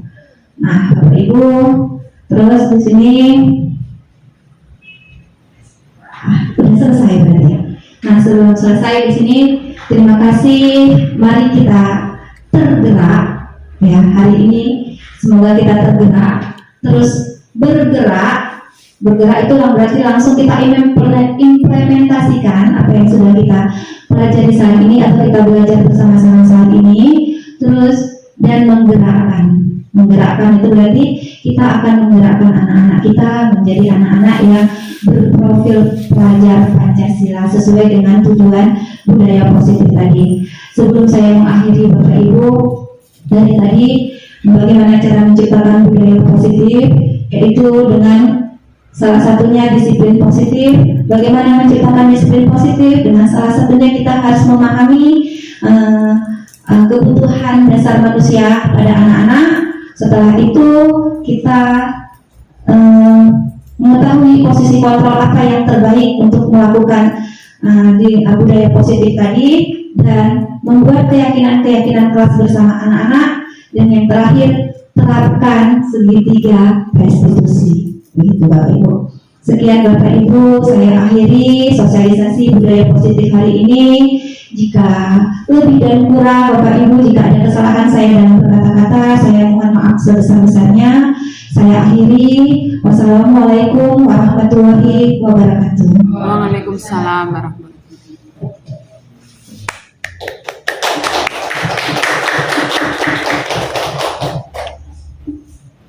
Demikian tadi paparan yang disampaikan oleh Ibu Eni Variani SPD dengan sangat jelas dan menarik terkait dengan kegiatan-kegiatan positif yang bisa ditanamkan oleh guru untuk menuntun murid agar dapat berkembang menjadi pribadi yang kritis, penuh hormat, dan tanggung jawab.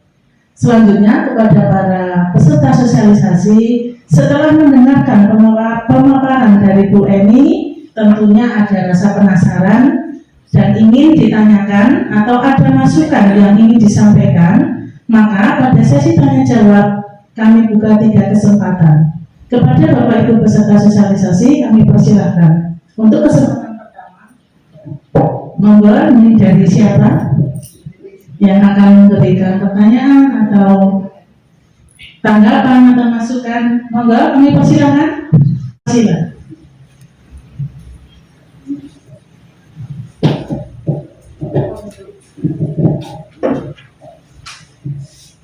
Terima kasih atas waktu yang telah diberikan kepada saya. Sebelumnya, Assalamualaikum warahmatullahi wabarakatuh. Setelah mendengarkan dan mengikuti paparan tentang sosialisasi disiplin positif ini, saya ingin penasaran begini Bu Eni, mengenai pemberian penghargaan atau sering dulu disebut dengan reward ya.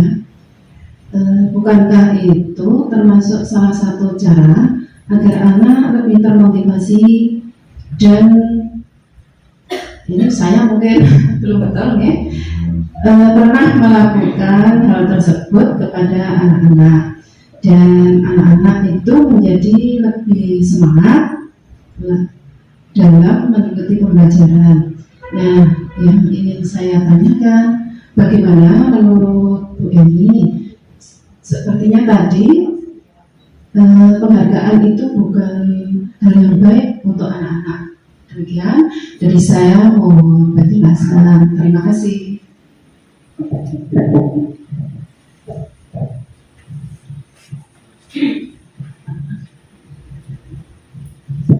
Demikian tadi pertanyaan dari Bu Marsila. Monggo Ibu Eni untuk memberikan tanggapannya. Kami persilakan. Terima kasih kepada Bu Marsila, pertanyaan yang sangat bagus sekali. Langsung saya tanggapi saja ya. Saya itu suka lupa nanti kalau beberapa pertanyaan, jadi langsung saya tanggapi. Nah, mungkin ya, karena Bu Marsila ini kelas 1 ya. Jadi kalau kelas 1 itu biasanya harus ada motivasi supaya anak-anak lebih bersemangat gitu ya. Oke. Nah, Bu, seperti yang saya katakan tadi, yang kita ingin tekankan pada budaya positif ini tadi adalah motivasi intrinsik. Sedangkan penghargaan tadi itu merupakan motivasi ekstrinsik atau dari luar. Jadi ketika kita memberi penghargaan, maka anak-anak akan memunculkan budaya positif yang karena ada sesuatu gitu. Sedangkan kita di sini terfokus pada budaya positif yang dimunculkan dari intensif.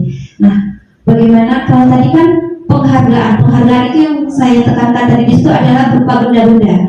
Mungkin nanti saya akan kasih 1 coklat kalau kamu bisa ini, saya akan kasih 1 permen kalau kamu bisa ini.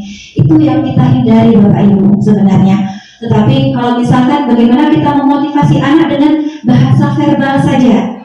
Nah, gitu. Jadi menyemangati anak, memberi penghargaan kepada anak dengan bahasa verbal. Misalkan nih, anak-anak bisa menjawab ini, wah kamu hebat, kayak gitu. Bisa menjawab ini, atau nanti dengan tepuk hebat, bisa juga ya, tepuk hebat, hebat, hebat, hebat, gitu.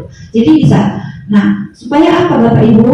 Karena kita tadi penekanan yang sudah saya tekankan di sini, budaya positif itu adalah motivasi intrinsik. Artinya nanti akan timbul kesadaran kepada anak untuk bekal kelak mereka dewasa, mereka itu punya karakter-karakter yang berprofil Pancasila tadi, sehingga mereka bisa menjadi manusia atau anggota masyarakat, begitu akhirnya terbentuknya.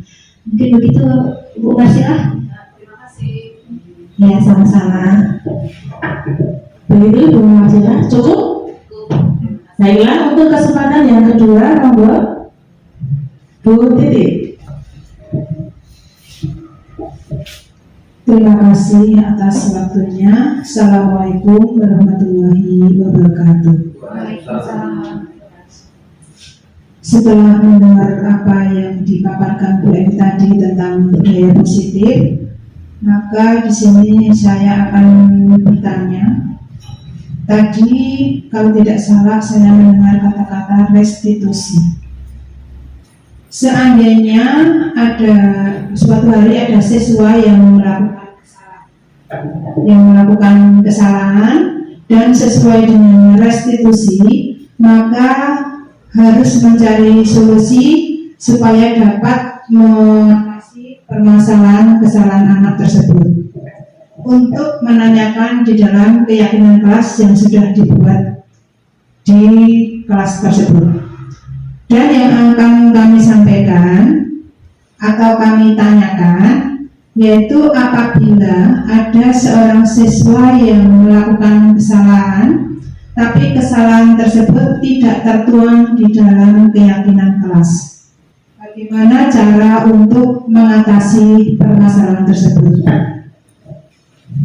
Demikian yang saya tanyakan untuk mendapat pencerahan dari Bu Eni. Kami akhiri. Assalamualaikum warahmatullahi wabarakatuh. Halo Bu Eni, untuk langsung memberikan tanggapannya. Ya, benar sekali Bu. Tadi kan di restitusi itu ada menanyakan keyakinan kelas, begitu ya. Nah, apabila pada keyakinan yang telah disepakati tadi itu tidak ada tertuang bahwa anak tersebut melakukan kesalahan ini karena keyakinan kelas mana yang dia langgar, seperti itu. Bapak Ibu kembali, ini namanya kesepakatan atau keyakinan kelas. Jadi jika kesepakatan kelas itu apabila tidak ada tertuang pada kesepakatan kelas, ini kesepakatan itu adalah kesepakatan bersama-sama. Jadi lebih fleksibel. Bisa kita tambahkan lagi keyakinan kelas tadi. Karena apa tadi? Cara membuat keyakinan kelas itu sesuai dengan kondisi kelas masing-masing, Bapak Ibu. Jadi kalau tidak tertuang di situ, kita kembali tanyakan kepada anak-anak. Anak-anak, ternyata kalau memiliki kesalahan ini belum ada tuh di kesepakatan kelas kita. Jadi bagaimana nanti kalau si A berbuat salah seperti ini, terus kita mencari solusinya bagaimana gitu. Jadi kesepakatan ini bisa secara fleksibel kita tambahkan kembali seperti itu ya. Jadi nanti kita tambahkan kembali pada urutan yang terakhir. Karena apa? Kembali lagi kepada kita, jadi keyakinan kelas itu dibuat secara bersama-sama, terus dia sesuai dengan kondisi kelas masing-masing gitu. Nanti bisa ditambah lagi gitu ya Bu, gitu ya. Ya. Baiklah, untuk kesempatan kedua sudah. Sekarang pada kesempatan yang ketiga, monggo Bu Sumintan. Assalamualaikum warahmatullahi wabarakatuh. Terima kasih atas waktu yang diberikan. Saya tidak hanya sekedar ingin memberikan masukan. Luar biasa Bu Eni. Setelah saya mengikuti seminar sosialisasi budaya baik ini, ternyata juga membawa pengaruh. Hati saya merasa tergerak, apalagi saya sebagai pendidik, dan insya Allah saya ingin menerapkan dalam pembelajaran di hari-hari yang akan datang. Terima kasih Bu Eni.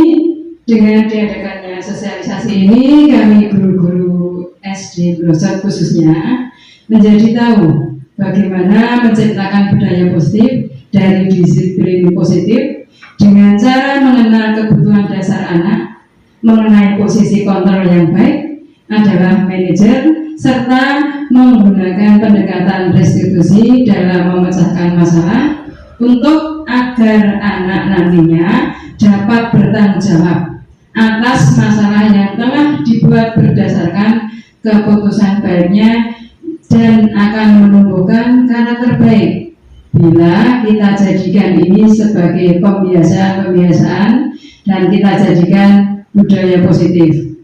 Semoga saya khususnya dan rekan-rekan guru yang lain dapat mengimplementasikan ya untuk anak-anak di sekolah, terutama di SD Brosot ini. Terima kasih Bu Eni. Sekali lagi selamat. Terima kasih. Assalamualaikum warahmatullahi wabarakatuh. Terima kasih Bu Suminten atas masukannya. Alhamdulillah kalau memang apa yang saya sampaikan saat ini dapat bermanfaat, terutama bagi sekolah kita SD Negeri Brosot. Semoga penerapan budaya positif ini nanti bisa kita terapkan pada awal semester 2 tahun 2023 nanti. Terima kasih Bapak Ibu semuanya. Sekali lagi banyak-banyak terima kasih. Baiklah, 3 kesempatan sudah terlaksana dengan baik. Apakah masih ada tambahan saran atau masukan dari Bapak Ibu peserta sosialisasi yang lainnya? Monggo, kami persilakan. Bapak Kepala. Cukup. Baiklah, jika tidak ada yang ingin menambahkan, saya rasa cukup untuk sesi diskusi, tanya jawab, dan sharing bersama ini. Saya akan menyimpulkan sedikit terkait budaya positif. Itu merupakan nilai-nilai keyakinan, dan kebiasaan di sekolah untuk membentuk siswa menjadi pribadi yang kritis, penuh hormat, dan tanggung jawab. Beberapa konsep budaya positif diantaranya: 1. Perubahan paradigma belajar. Yang kedua, disiplin positif dan nilai-nilai kebajikan. Yang ketiga, teori motivasi. Yang keempat, keyakinan kelas. Kelima, kebutuhan dasar manusia. 6. Posisi kontrol guru. Dan yang ketujuh, segitiga restitusi. Dengan keterlaksanaannya budaya positif tersebut, diharapkan kelas lebih kondusif dan proses belajar anak menjadi nyaman dan menyenangkan, sehingga dapat mewujudkan profil belajar Pancasila. Memasuki acara yang kelima, yaitu penutup. Demikian rangkaian acara yang sudah kita lalui bersama. Sebelum saya tutup, saya mohon maaf yang sebesar-besarnya apabila dalam membawakan acara banyak kekurangan dan kesalahan. Mari kita tutup acara hari ini dengan membaca hamdalah bersama-sama. Akhir kata, wabillahi taufiq wal hidayah. Wassalamualaikum warahmatullahi wabarakatuh.